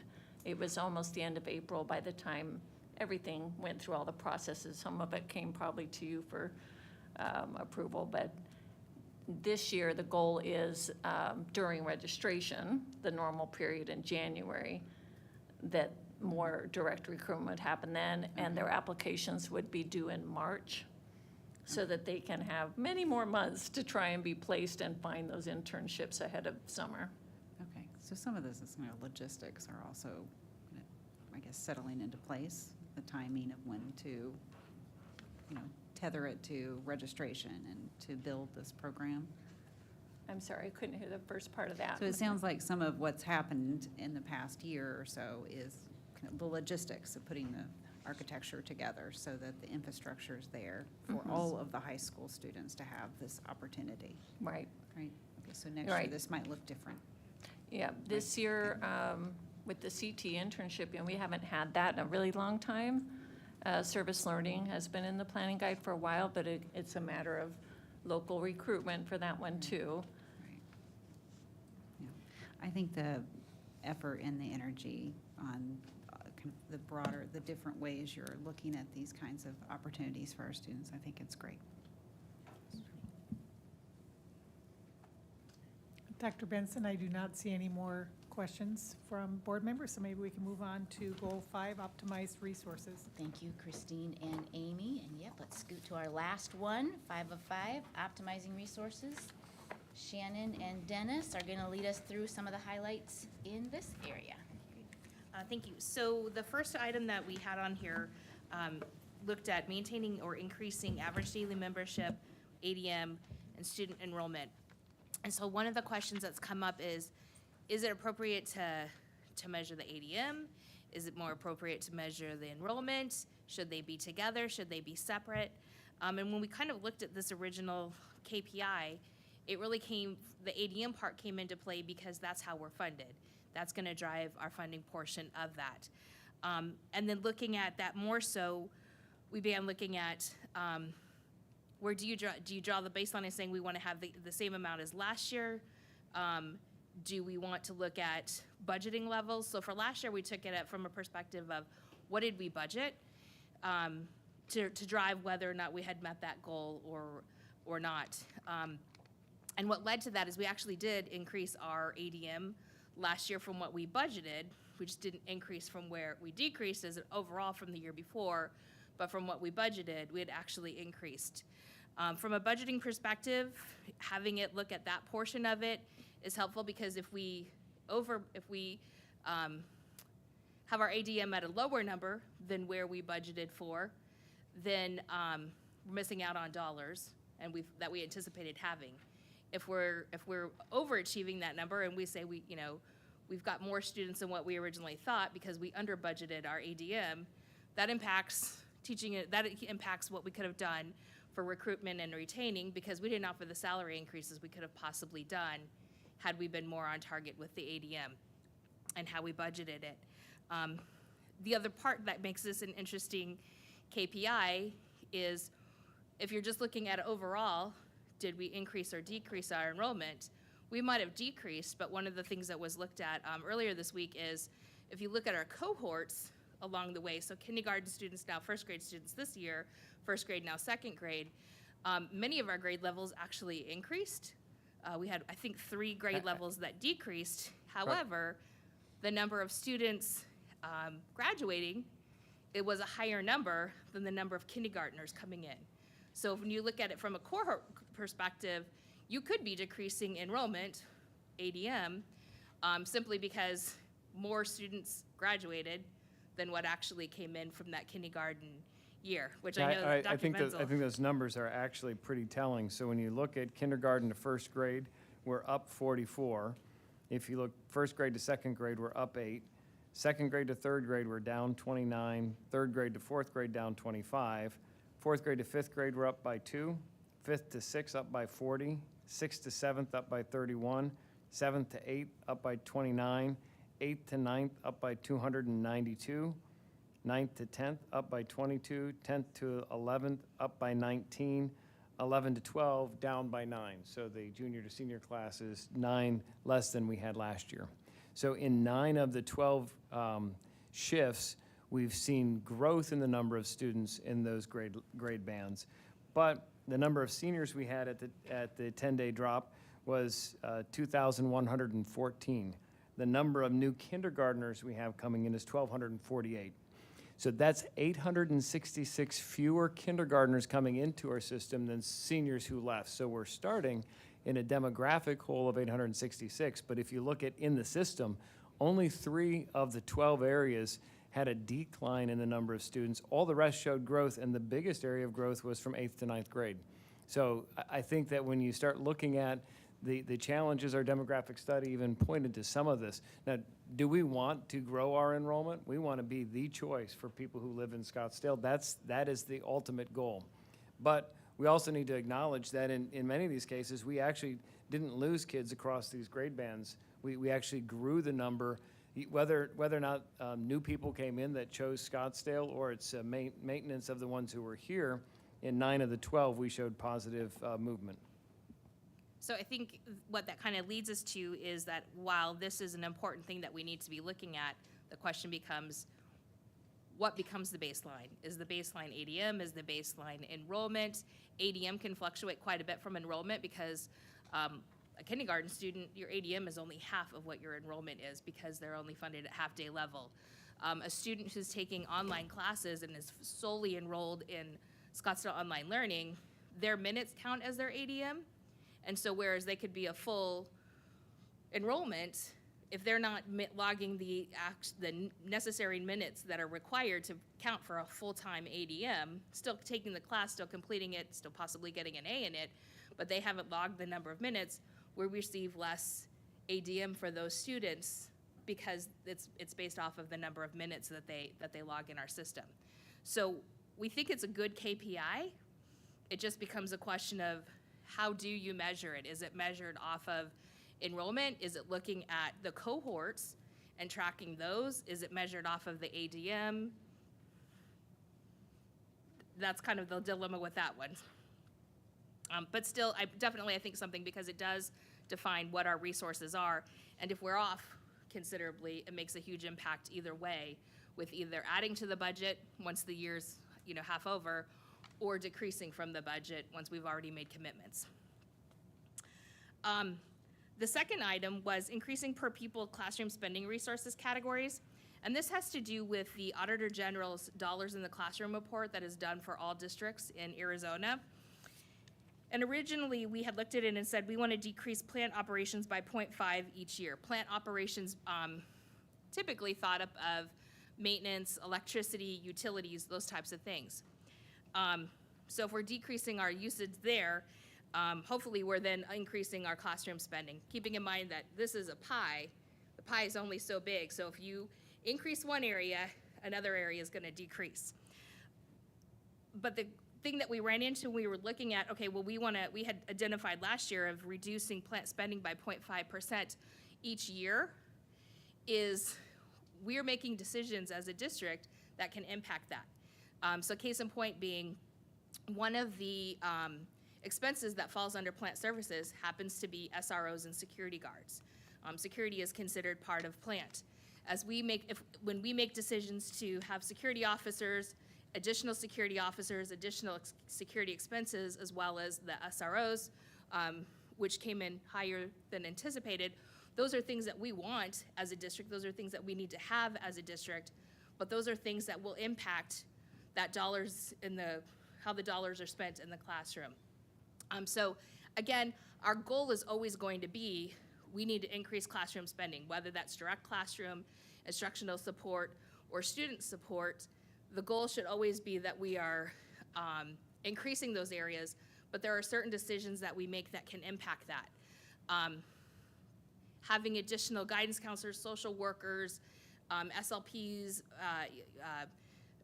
psychiatrists, some of the special needs areas, those all fit into student support. Those are great things to have. Those are things we need to have.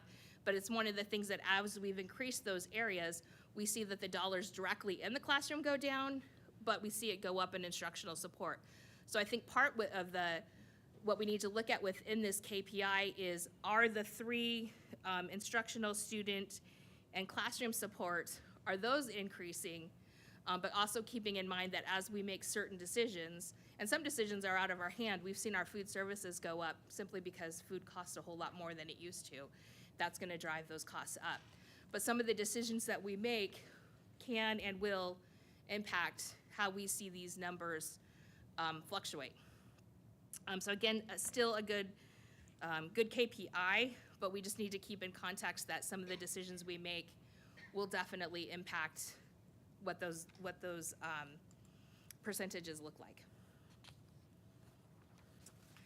The next item on here was increased student, staff, and family usage of digital technology systems.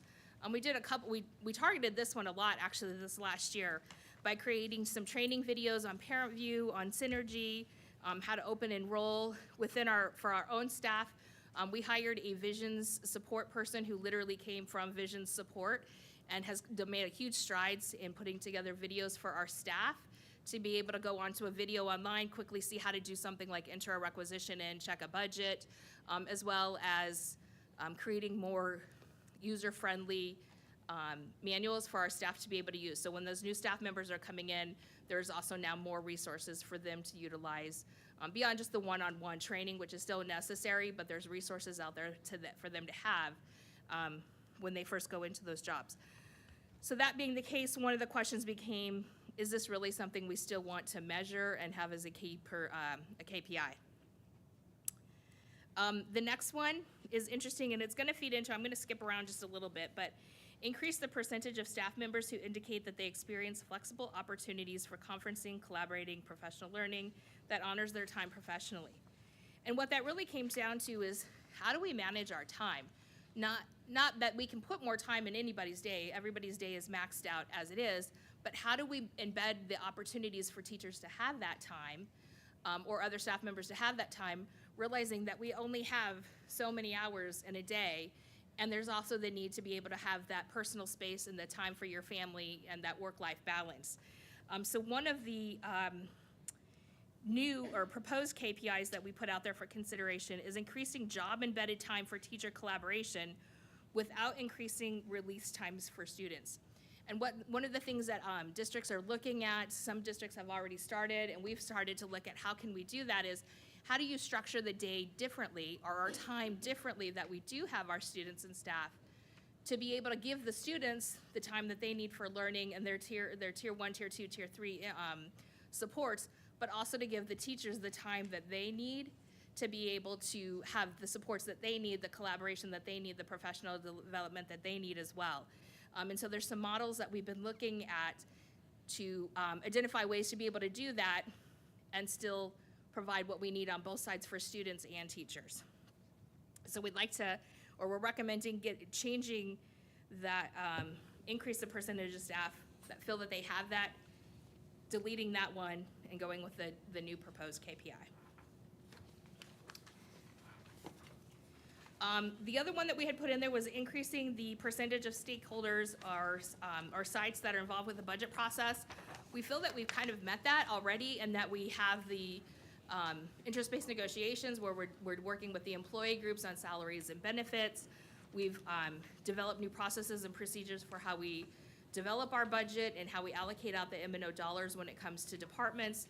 We've implemented the capital planning, where we're working with the schools to say, not here's just the dollars based on how many kids you have, but what are the things that you need, and then prioritizing what needs to get done first, and allocating budgets out to that.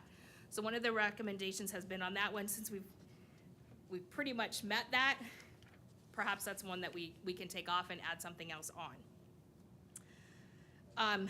This one kind of goes, the next proposed KPI, I think goes to what President Sanowski was talking about a little bit earlier this evening, in the need to develop and implement staff ratios for certified classified administrative school staff. The bulk of our budget is staff, and so to be able to do the things that we want to do and have the resources that we need to have to make those things happen, we do need to look at how do we staff, are we appropriately staffed, and are there changes that we need to make in different areas? So to be able to do that, the first part of it is looking at what are our ratios, and then what are our ratios of our neighborhood and peer districts, and how they're staffing it, so that we are being as competitive as we can with all of our dollars. And then the additional new KPI that we put out there as well was we know that we need to do, and this has come up during the budget, we need to do a better job of making sure that what we're buying is utilized, is working, is effective, is efficient. And so one of the KPIs that we're proposing is we need to do that across the board, whether it's instructional aids, whether it's software for in the classroom or out of the classroom, any program that we're putting in, we need to be looking at that to see, are we utilizing it correctly, and is it effective, to decide whether or not we're going to keep it. But to be able to do that, we needed to first be able to say, how do we determine that this is effective, that this is being utilized, that this is actually meeting the ROI that we want it to have for our district, regardless of if it's an instructional aid, if it's a software that's being used in the finance department or another department.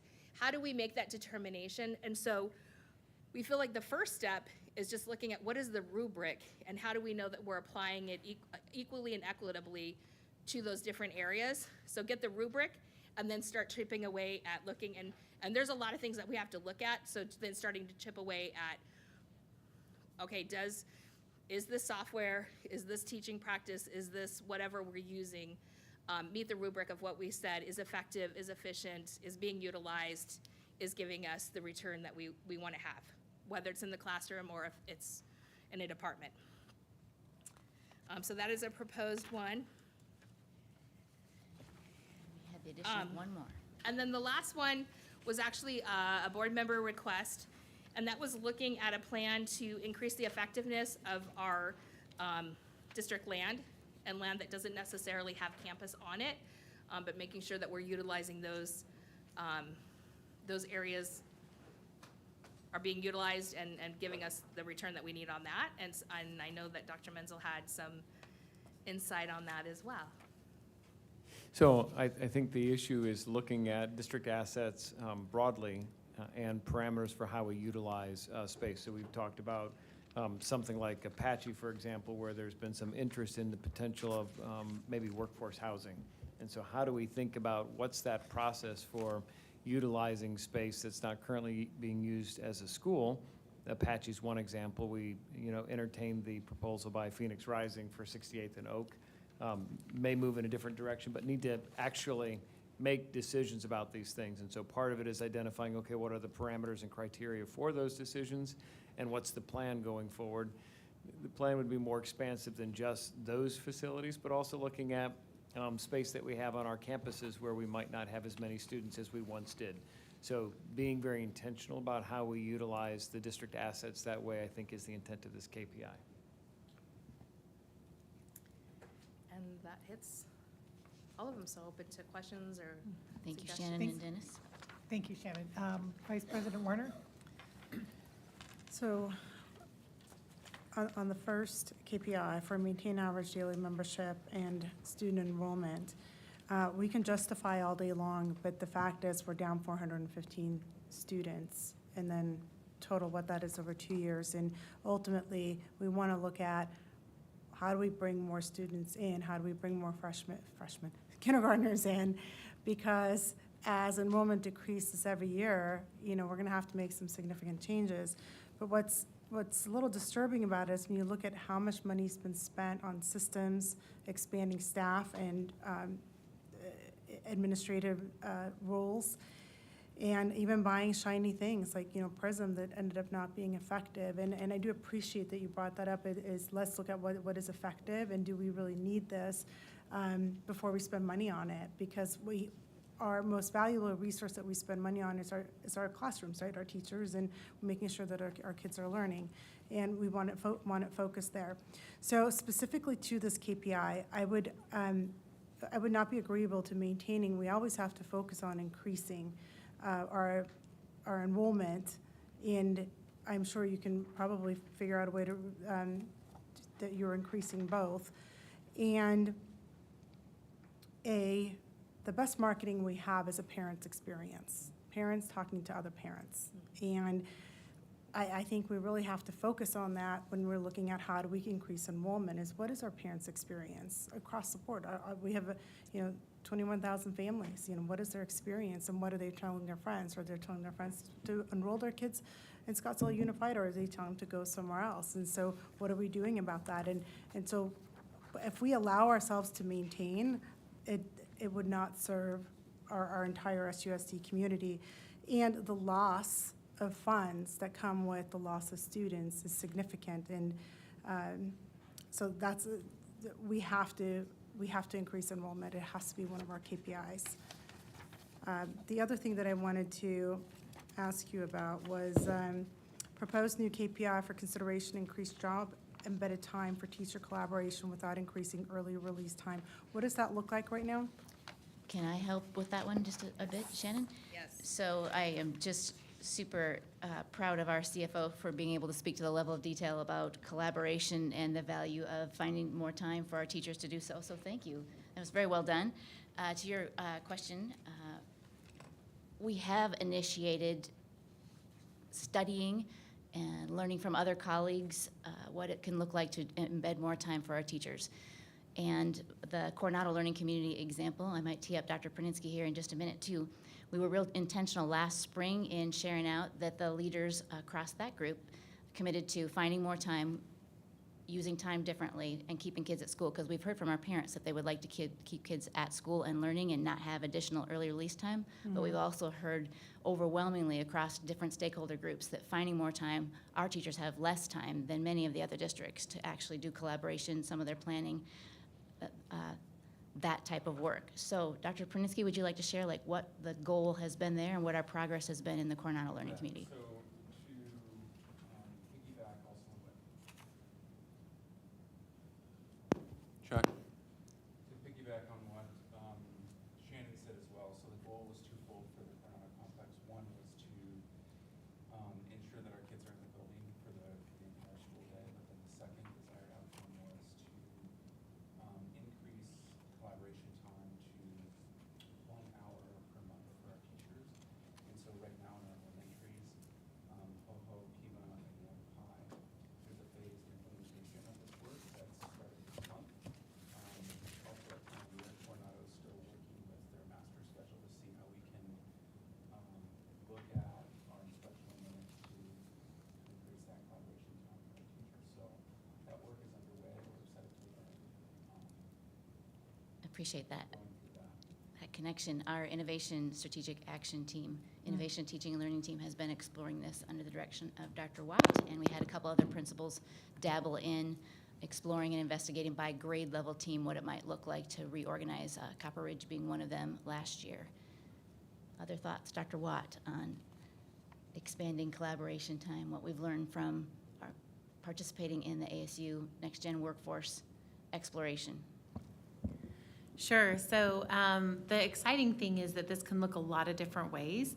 There's just some underlying principles about that you build a program around.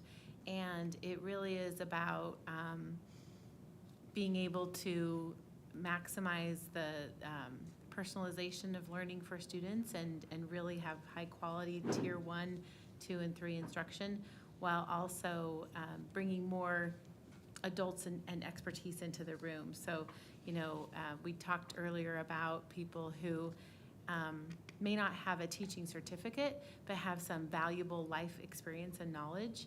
And so when some of the examples we've seen are creatively using adults with certification, training, to just like in a doctor's office where you don't have one nurse who does absolutely everything start to finish. You have different experts come in and treat exactly the challenge that a patient has. There are some schools looking at how can we learn from that model to wrap a team of experts around every student, and then use our time effectively so that those professionals also have time for collaboration. So I've had some conversations around this. It was brought to my attention, and which is why I posed the question. So from some of our staff in our community, it's our understanding that the students would go with the elective teachers in the afternoon, and the core teachers would then be having this collaboration time. And whether that is the case or not, that's the rumor out there. And the concern and a pseudo request was that, when you're always collaborating with the same people, it sometimes becomes sitting around and eating cookies. That was a quote. And there is a desire to collaborate with other schools or other staff at other schools who are very effective, maybe if somebody's very effective in math, they would want to, teachers would want to collaborate with those, or at least have some time to talk with them and share ideas and best practices so they can learn from somebody outside of their community as well. So. Appreciate the feedback. And Yep. Dr. Dodds, Karen, do you want to share a little bit about what the first two district early releases look like? Because they're very much involving getting our teachers together beyond their campus walls. Yes, thank you, Dr. Benson. So, Board Member Warner, the concept of collaboration is something that we have identified as a high interest for our teachers. The survey feedback that we're able to obtain does help us in teaching and learning shape what that professional development will be. So on the, excuse my dates, August 2nd, we had it wasn't an early release, school wasn't in session yet. It was a district professional development day during pre-week. That pre-week day allowed our coaches in various departments to connect with classroom teachers to get them ready for the start of the school year. Next week, on the 30th, the teachers will also have an opportunity for that collaboration that we do think is so important across the district. And again, utilizing our teacher instructional leaders. If you think about our coaches, there's one of them and a lot of content area teachers. So we're able to maximize our department chairs, our teacher instructional leaders to help facilitate common messages that come from our different teams so that those teachers can have the conversations about what has the start of the school year been looking like for you. If we're thinking about our math, I know that's been a conversation tonight, we can be talking with our algebra teachers. What's it looking like? What is algebra readiness at the start of this school year looking like? And then how does our classroom instruction need to be responsive? And so those are some of those collaboration times.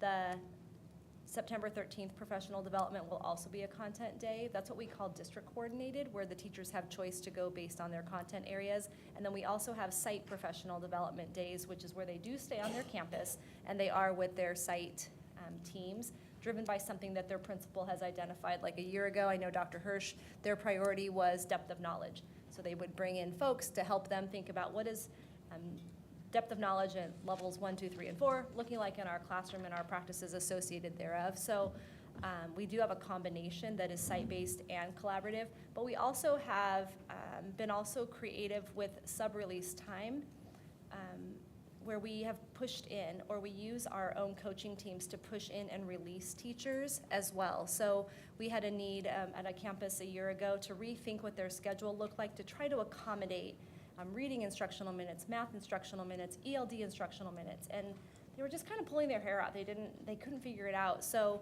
we had our instructional coaches push into classrooms. Teachers did not need to write subplans because we had Johanna popping in for science, and we had Jonna going in for English language arts, and Donna pushing in for math.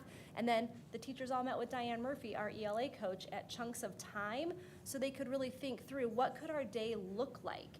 And so there was no additional cost to the district, and we had experts pushing in to help in the classroom, and then teachers had that important collaborative time. So there are a variety of structures, but it's a matter of how do we maximize our own resources so that we can accomplish it. So I don't want it to seem like we're trying different things, but we are trying different things to see what is going to be most effective for our teachers to keep them in the classroom, but also give them the important collaborative professional learning that they desire.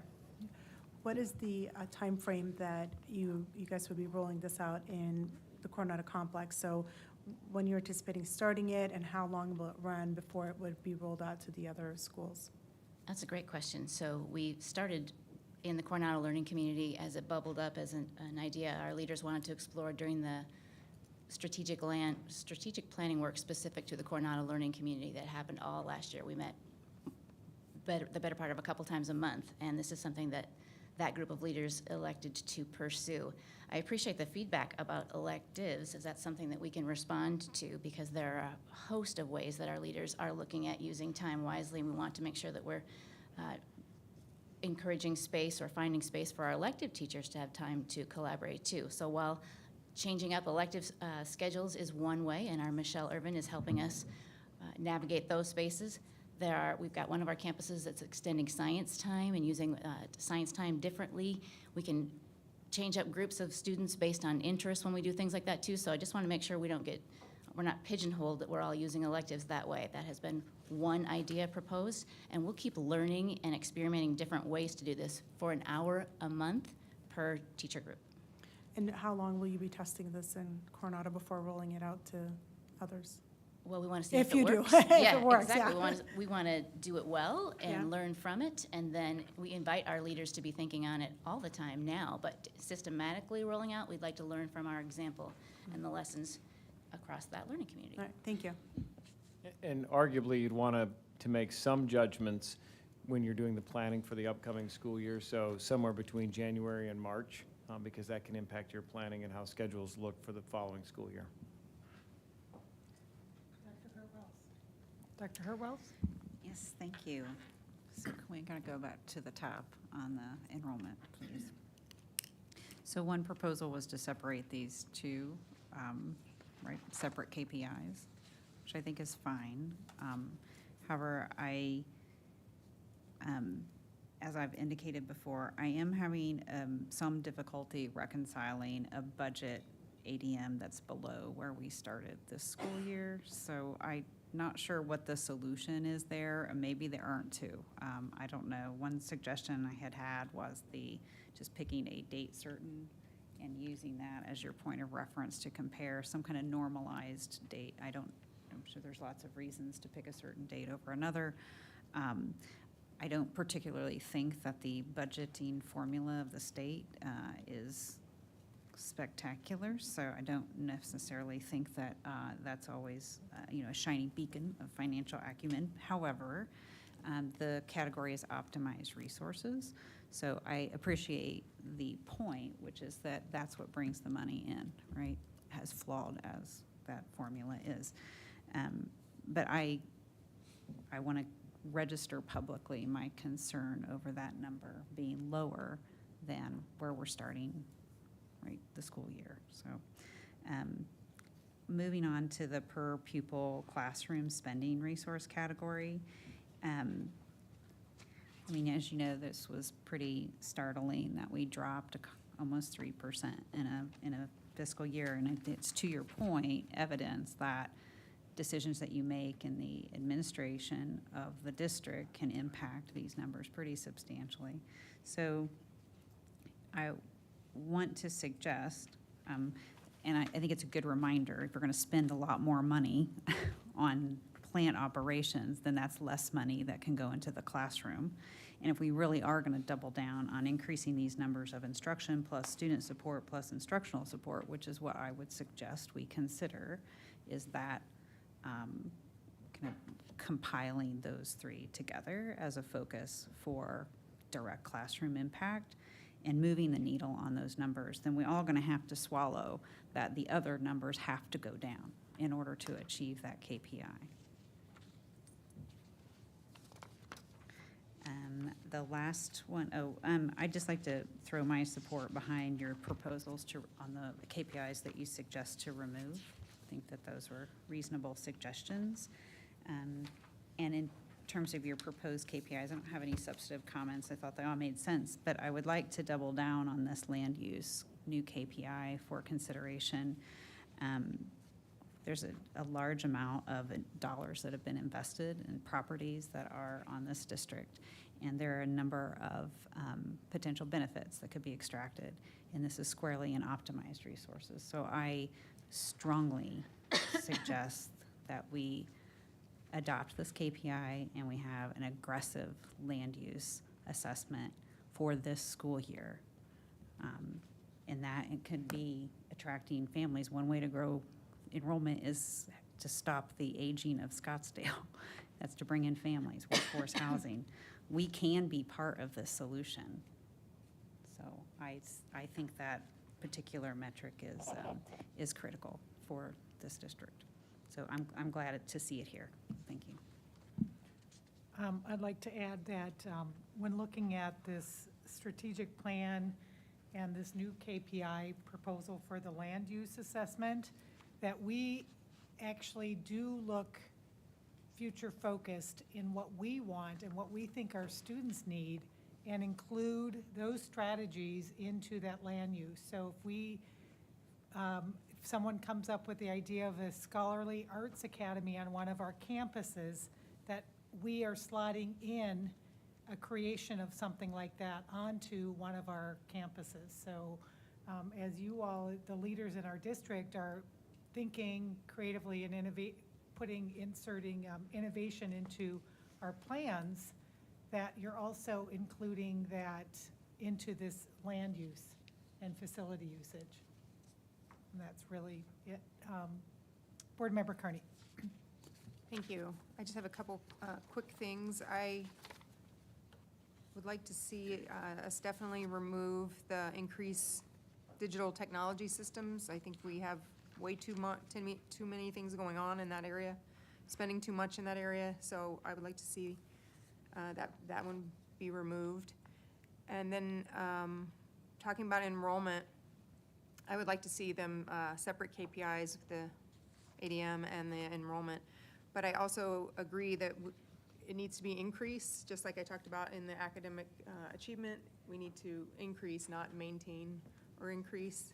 And I think it's really important. I haven't seen data, and I don't know how we do this, but we need to get more of our students in district. I know a lot of our schools are 50% are out of district.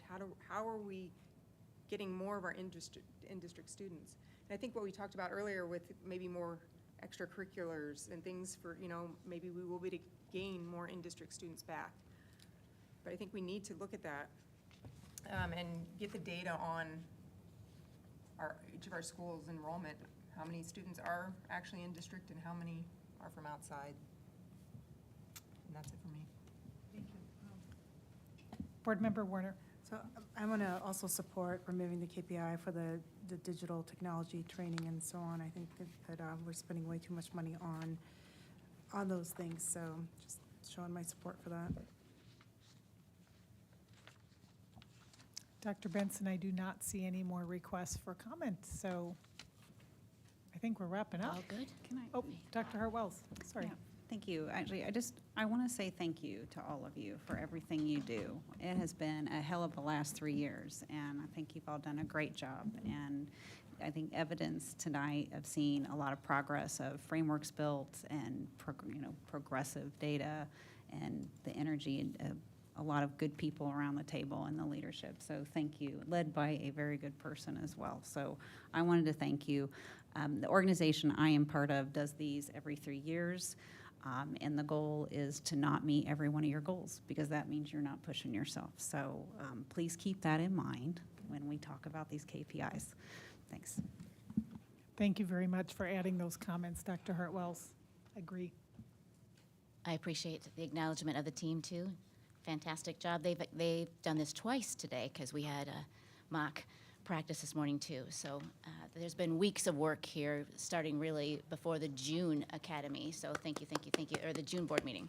Very grateful. As we're wrapping up, I did want to propose a question and listen to our board members thinking about how we determine the priority KPIs. And so I'm wondering if we type up the list of KPIs from here and we allowed our board members a look at that and to indicate which ones they believe are most important, could we do that and save a little conversation time, or would you like to have a little conversation time here, Dr. Menzel? So I don't think pursuant to open meeting law, we can pull our board members in advance of bringing forward a Okay. recommendation. So it would be helpful, when we think about priority KPIs, those are the ones that we're going to elevate as we build out performance pay plans for administrators within the system. So I think I've heard a few things. One, the weighting of those clearly needs to be on academic excellence, and we've got those indicators there. We don't have to have a priority KPI in each of the 5 goal areas, and by not doing that, it doesn't mean that the other areas aren't important, but we need to have a manageable number of priority KPIs. So it would be helpful if we at least had some sense of ones that you think would be good to prioritize so that we can incorporate that into our update of this document. Thank you, Dr. Menzel, and I'd also like for all of us board members, Board Member Lindsay's not here, I'd like for him to be able to weigh in on this as well. What would you think about each board member sending their top 3 priorities in each goal area? Madam President, members of the governing board, that's fine if you send it to one person and it's assimilated and not presented back to the group until the conclusion of, Right. until So you consider. Send to Dr. Benson. I'm happy to put that together. Top 3 from each goal area. Awesome. And to wrap up, we just wanted to remind persons that we are expecting to be able to get a bow on this second read August 29th, a week from today. So we'll do our work folding in your feedback. Thank you so much for thoughtfully reviewing and being prepared with your comments and questions. Very grateful. So I want to thank you, Dr. Benson. Thank you, team members, for spending the time here tonight. Thank you, governing board members. The real intention of having this conversation in this format was so that we could discuss. And I think we did that, and I think it's important. And all of us are here for one reason, and that's because kids. So thank you and have a great night. You're welcome to stay for the other agenda item, but you don't have to stay. Yay.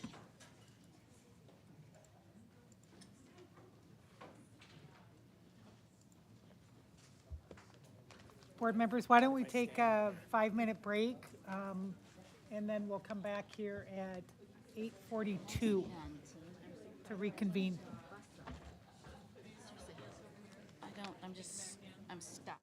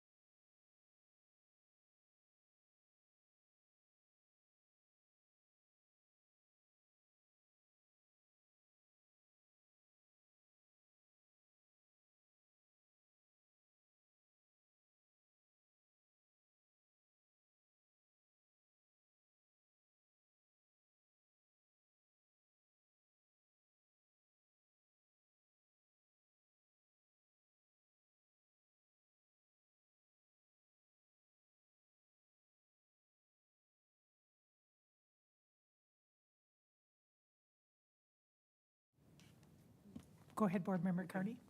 So, so you're saying we're not going to raise that? It's going to stay as what it was? It's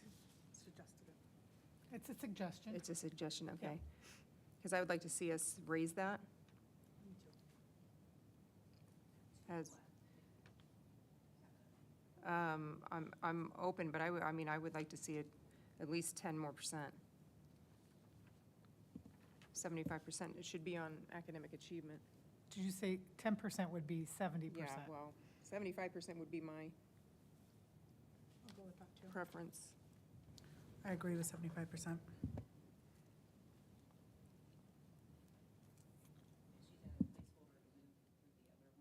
Yeah.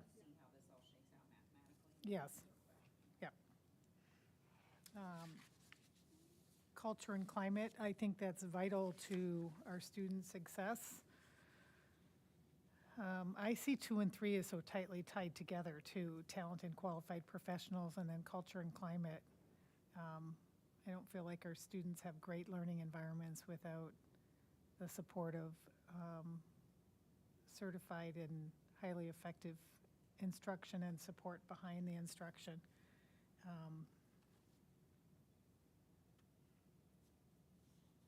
What are you guys all thinking on that? Did you say they're very close together? Could they be combined? I mean, what we'll do is we'll see the goals. I mean, these are different goals. We'll have KPIs, key performance indicators, that are tied to very data-oriented outcomes, so that we can evaluate Dr. Menzel's success based on that. So we can't just, I mean, I don't see it as just combining stuff and saying, and creating a KPI that's going to cover both. I don't know, that maybe there is a way for us to do that. And I just threw it out there as, from what you said, because we have 3 items in attract and retain talent. And actually, you know what? The enhance and expand partnerships, maybe I'm just trying to make room in the percentage so that we can increase the academic achievement. So the individual weightings within the groups, the total weight, I think, that's what I'm looking at to change, not necessarily the individual weight, because we don't know which KPIs we're going to pull out, if any, right, in a category, which is an option. So if it's 70, there's 30% left, and if it's 25, there's only 25% left for the remaining 4. What I understood, President Snowski, was that improve climate and culture. You see those as synergistic? Yes, and absolutely. So equal? Yes. Even though the previous board did not assign those equal percents? Correct. Right, okay. And just for clarity purposes too, our goal number 1 is not academic achievement, it's academic excellence. So there are many factors that go into determining whether an academic program is excellent or not. Of course, student outcomes are measured in varied ways, not just by student test scores. I mean, we had a conversation tonight about the importance of engaging students in extracurricular activities. If we feel that's important, I feel like it should be part of the superintendent's evaluation measures as well. So our conversation that we had previously really needs to also, our priorities from that need to be embedded in the superintendent's pay for performance plan. I understand, and the academic achievement piece is a heavyweight. Well, I understand, but underneath the academic excellence, because excellence can mean a lot of things, and I'm specifically speaking to the achievement, so that our kids are getting good grades, they're getting good test scores, they are proficient and exceeding proficiency in the target areas, and that has to be a big weight, and that falls under academic excellence. So that has to be a big weight. And that also, when our students are proficient and they're doing well in school, that ties directly to a parent's experience, and they go tell their friends, and we grow on, that's another way that we can grow our enrollment. I don't think anyone's disagreeing that academic excellence needs to be the main driver here. I don't. Thank you. I'm not, but I'm just trying to make the math work, the rest of it. Appreciate that. Because, Because if we, you know, even if we did 60% on the academic excellence and then found key performance indicators for the other 4 goals that we've decided as a district are important to us, and each of those would be 10% overall, there's your math. So a 60, 10, 10, 10, 10. Just to kind of look at that as putting the money where our priorities are, really. well, also just to kind of calibrate this against, agreed priorities for the superintendent operationally, right? Not us as a board. I mean, Correct. yes, oversight over the one employee, but these really are kind of the marching orders of where Dr. Menzel is going to put the lion's share of his energy for the school year. So, you know, just, again, kind of keeping what the whole point of this is isn't really for us, it's for Dr. Menzel. But I mean, obviously it reflects on the conversation we had this evening. So one thing that I will, in an observation of the conversation tonight under enhance and expand partnerships, that whole category is taken on a very different trajectory. And one that, in a positive way, More one that student-focused. tonight was Yeah. very much more student-focused Yeah. and engagement of our young people in the community. And I really liked that. So, I mean, to the extent that 5% is, you know, was last year, which was a very different type of partnership focus, I think it warrants, I'd like to see that one warrant a little bit more weight because it's so much more student-focused and there is a lot of value for post-secondary, you know, doors to open because of the way that the administration's proposing to tackle this area. I liked it. Yeah, I was impressed with that transition from more of MOUs and Wasn't contracts and transactional. transactions to how are we That's good. making the community more engaged in helping them be more engaged with our student success. Yeah, I thought that was good. Board Member Werner? Oh, sorry.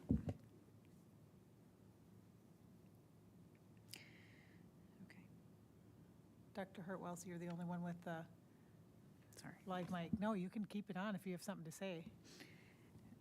No, I just wanted to add, I guess, in terms of relative to what the weightings were last time, that one seemed to warrant a higher number. Can I ask a question of, I don't know if can I ask if anyone feels that there's a category that shouldn't have a weight? Sure, yeah. Okay, I I mean, just you're wanna make just, sure you're we're not- agendized to discuss the goals for the performance-based pay plan, to give feedback to the superintendent so that he can craft one that you all can look to approve. So you. Thank can- you. Yes. Thank you. Can we just do a straw poll? Is there any category that anyone feels like shouldn't have a weight towards Dr. Menzel's performance goals? Because that would make this easier, but yeah. Well, actually, before you spoke, I was thinking the partnerships myself. Just because I don't fully understand, I like too what they were saying and what they're implementing, but I'm not even sure necessarily what they're doing. That should be considered as part of his pay for performance because it's going to increase because it's new. So that was the only area I was thinking. And culture and climate, I feel should be lower. I feel that could be lower because all that weight to the Hanover survey just seems pointless to me. It seems what? Like pointless. I mean,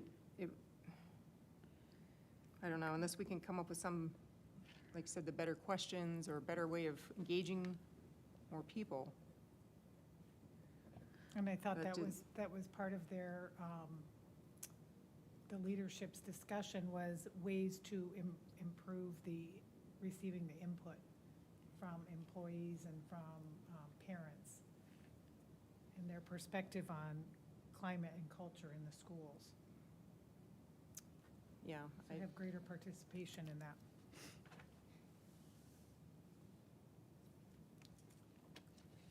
Those are the two areas that I would like to see cut. I'd like to see us focus on academic achievement, increasing enrollment, and retaining teachers and staff. Those are my priorities for Dr. Menzel. What are your, I had mentioned earlier, decreased class size as a goal to put in place initiatives to decrease class size. What do you as other board members think about that? Dr. Harwells? Pardon me. So I'll have to admit, I'm not as well-versed in the literature of what the impact on class sizes do. I mean, it's logical, but I don't really have well-versed as much as I do in the kind of academic achievement and what levers to pull in that to improve academic achievement, which is about teachers. That's the biggest and most powerful lever to pull. So can we talk about that more or no? Are we outside of our? Madam President, Dr. Hartwells, I think that you can talk about whether you would like to see a KPI brought into the performance-based pay plan that addresses class size.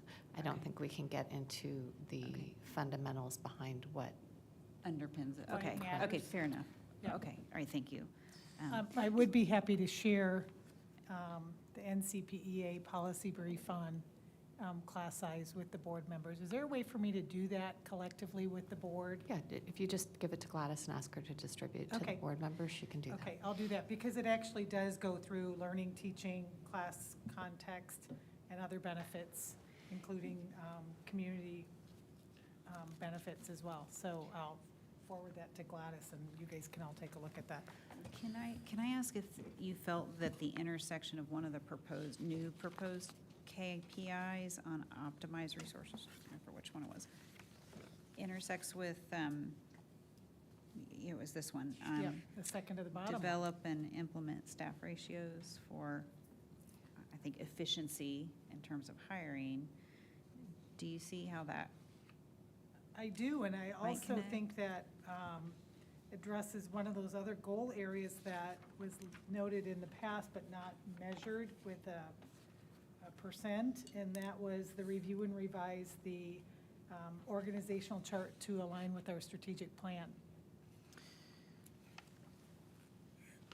And I don't recall who put that one forward last year, but I think that other goal area ties into that new KPI. Which one are you talking about right now? No, on. Optimized resources. Oh, okay, the bottom one. Because, with, under optimized resources, you have, The one from the past was in the other goal areas, but it wasn't weighted. right, so could you take optimized resources, which is the daily enrollment, and it's also okay, so we're going to get this increasing student and staff to use technology, digital systems, I think is a complete waste. But if you look at attract and retain talent, right, so you increase staff, pathways for advancement, increase the district, heartfelt, whatever it's going to be around the staff retention, and can those under attract and retain talent, I guess, if we can connect the enrollment, so from the optimized resources, but then also bring in, I don't know what it looks like to decrease class sizes. I know that would be obviously effective and produce better results, but the structure of how you make that happen, I'm sure our community would love it. But if we can combine and free up some of these from the optimized resources, that's 13%, and tie some of these, the KPIs into attract and retain retain talent, and then also maybe we split it up in between improve climate and culture, if we can fit those in there, so you have improve climate and culture is increased attendance for staff. Well, couldn't we also have in that same KPI, the maintain the average daily memberships, because then that would free up the 13% on the bottom.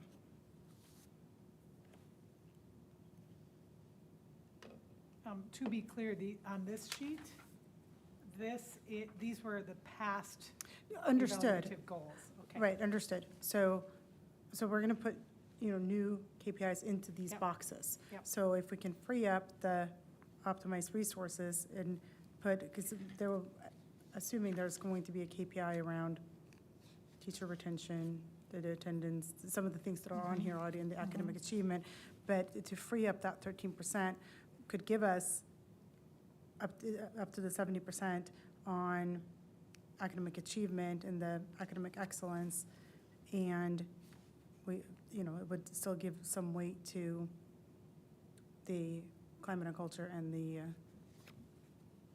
attract and retain clients. So how do we play with it to free up the percentage? And I'd like to suggest that we focus on the academic excellences instead of at 70%. I had originally suggested we keep it at least at 60%. So 65% is meeting in the middle, and then we divvy up the extra 30% amongst those other four goal areas.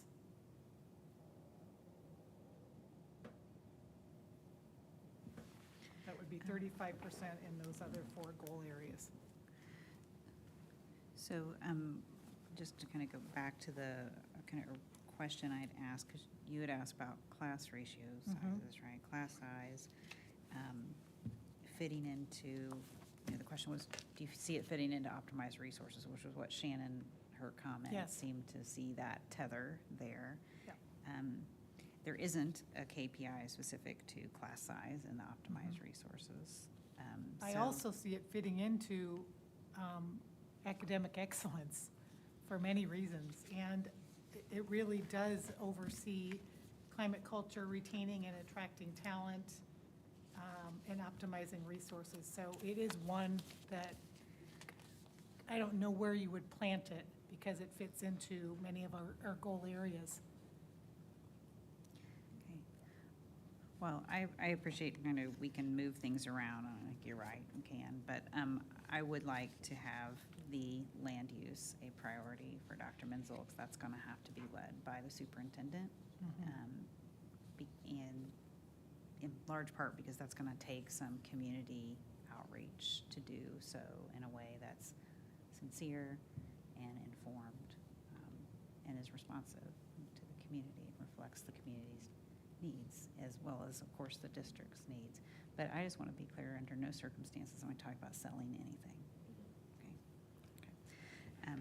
So I'm fine kind of, taking 13% down on the optimized resources, but I would like to retain the land use, the proposed new KPI, assuming that that's going to come back to us. So I would like some percent retained in that category. Yep. For that emphasis.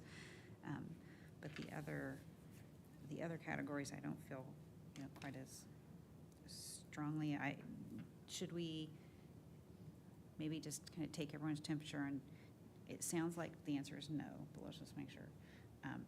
If there is a lion's share, whether it's 65 to 75 for academic excellence, is equally splitting the remainder percents among the remaining four? Or do we want to do kind of what was done last year, where we did do a weighting? And it sounds like the answer was the latter, based on comments. But I just want to, let's start there, because if it's equal, then that's easy. But So when we talk about enhancing academic success, right? We can also pull in and draw in families by addressing and optimizing our resources, lowering class size, improving climate and culture. Those are all ways to draw back in attendance to our area. I think what it takes then is telling the story, a positive story about what our plans are as a district. I'm good with splitting it equally. I'm good with looking at that and saying, this is more of a priority, optimizing resources, and we get a larger RTI than we would and utilizing some of these others, I'm open to that. 65. Board Member Carney, sorry. Thank you. I'm having a hard time, how do we decide this when we don't even know what KPIs are going to be on here? I find that very difficult. I don't think we have Madam to President, decide. Board Member Carney, you're not deciding tonight, so you're just kind of having the preliminary discussion about it. So I think what Right. Dr. Hartwells was trying to figure out is what the board felt, what each board member felt about whether you want the weights to be evenly divided or more focused on academic concern. You've stated your three main topics that you Right. would like to see addressed, so it's really up to Dr. Menzel to assimilate the board's comments tonight and bring it back for your review and decision-making. Okay, got it, thank you. I think everybody agreed it was academic excellence, Right. but, yeah, the question was just to kind of get Can I- an idea about if the others were, Can I- were thinking about those equally Can I or throw not. some numbers out? I think it adds up to 100. 67, 8, 10, 5, 10. What, Just going down our goals. how much did you say? 67, 8, 10, 5, 10. 67? So again, you're not making any decisions tonight. I Yeah. think Right. you've Yeah, given, it's just a. given Dr. Menzel feedback on what you'd like to see. Definitely heard that you all want to see an increase in the academic excellence Correct. performance, and my view of your consensus would be that you want differentiated weights among the different KPIs for the other four. So I would suggest that you let Dr. Menzel take a stab at assimilating your comments. And I agree with Board Member Carney in that some of it is dependent upon the KPIs that we fall on. So, I'm still not sure I understand the weights you just said. To get to 100. 67, 8, 10, 5, 10. It's 25. Is that 100?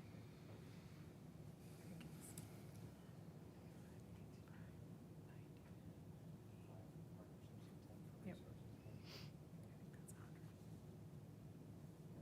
So we're getting closer to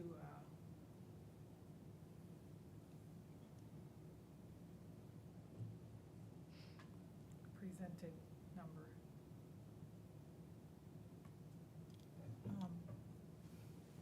Vice President Warner. Board Member Carney can go first. Oh, thank you. You're welcome. She wasn't showing up on my Oh, okay. list. Oh, I've been Board waiting Member Carney. patiently over here. Just a few things. Can I better understand the KPI you're talking about with the land use? I'm not really sure. I heard you talk about workforce housing. I heard, It was just, those were options. I'm not asking for a specific KPI. The request for the KPI was to develop a plan for Okay. basically fallowed land that the district owns.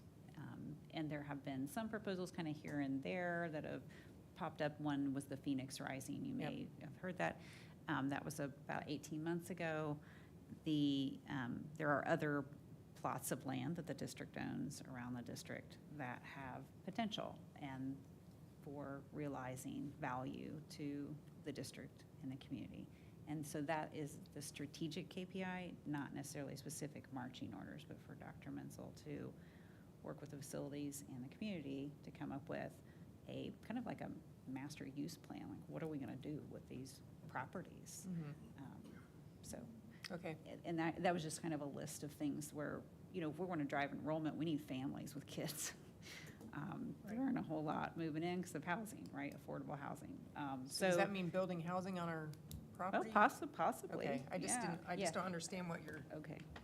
But that would be okay. for, the, whatever committee or Dr. Menzel but to come up with a proposal to the board of how to extract value out of these assets. Okay, got So it. that was it. That's good.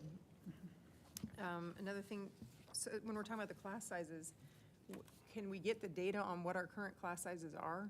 Well, we have, Because, sorry, we do have in policy what the Right. limits are, the maximums. right, And then we have overages that go to teachers who teach classes that are over those limits, and they're way higher than they ever should be. But can we get that data so we? The data on yeah. it's in our policy. Yeah, it's in, you can see it. Well, no, but I mean, actual numbers in our class sizes. We have the actual, and we have it. So the issue is that it varies depending on the building you're in and the classroom you're in. Right. And so you have your target Campus. ratios. You have our teacher-student ratio, which is actually 1 to 16, I think, is the latest number.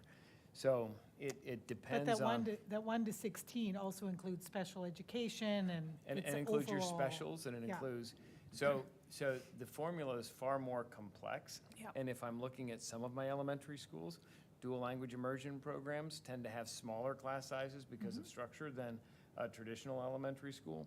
So it's not as simple as saying X is the number, because it varies based on where the building's located, the program that's being offered. In some cases, you might have a really high second grade class at 27 or 28.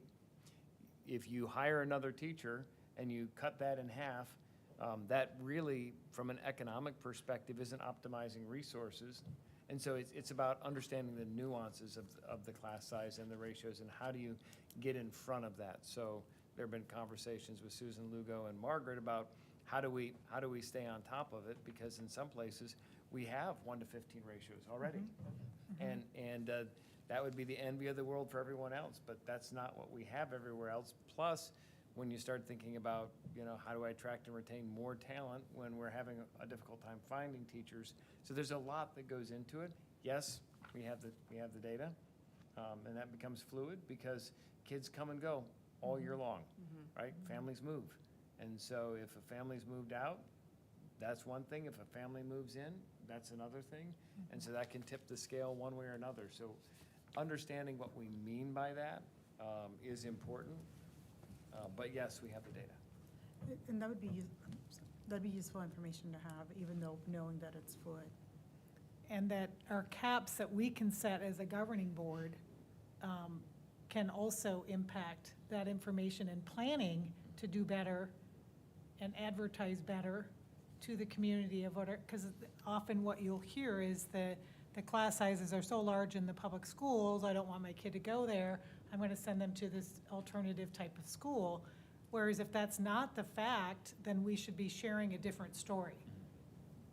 Madam President? Yep. I just want the board to be aware that if you are changing the cap size for your teacher-student ratios, you also have to consider how that's going to affect your open enrollment, because it would change your capacity numbers on that as well. So just a point for you to think about in general, since I know that one of the priorities was bringing kids in. Yep. It also, I would imagine, has some cost impact, so. Absolutely it We does. would need to know that. Yeah. Right. And my last thing, I just want to ask the board, how do we, the tool, the evaluation tool, remember, I was struggling to use the CBI tool for the evaluation versus what we came up with on the KPIs. And so is there a way that we can better tie this together? Connect them somehow?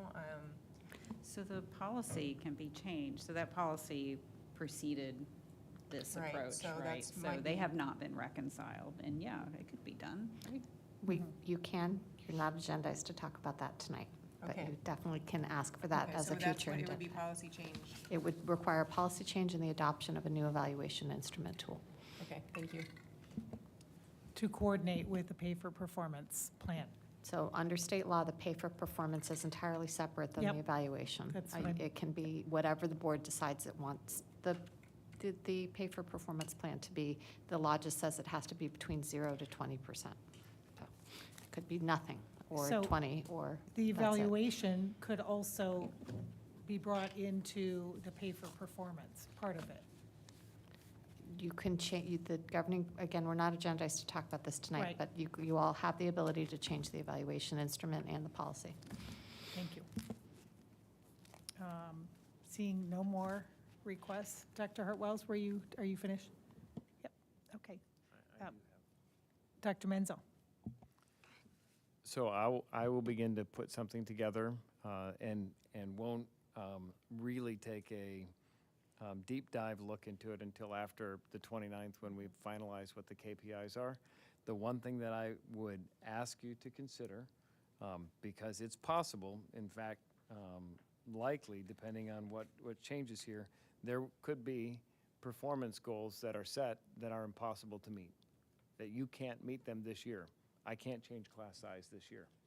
Right, we have an IBN, we've hired staff, we're in place. So if the goal is to lower class sizes this year, I probably can't meet it. Now, you can set that as a goal, but I'm not sure that that's a fair goal, and I don't think that sends the right message to the rest of the staff who are going to be building their goals based on that. Different from an achievement goal where we're going to bust our tail to increase outcomes for kids, right? That's a different story. So just when we think about these, the land use, like a master plan, that's doable. If you expect me to execute and implement all of the things in the plan in the same year, not doable. So just asking that we think about what's most important to move our agenda forward to become the world-class future-focused district that we've said we want to be. If we highlight what those most important things are that are achievable, that would be helpful for me. Board Member Warner. So I believe that the three pillars that everything funnels up to is the academic achievement. Our kids are learning, enrollment, that we're continuing to grow, and that we're retaining our good quality teachers. And so just keeping that in the forefront there's a lot of stuff that we've gone over today, but it all has to trickle up to that. Thank you. Seeing that there are no other comments, I make a motion to adjourn this meeting. Is there a second? Second? Seconded by Board Member Hartwells. All in favor, say aye. Aye. Aye. The motion to adjourn passes 4-0. It is 9:19 PM. This meeting is adjourned.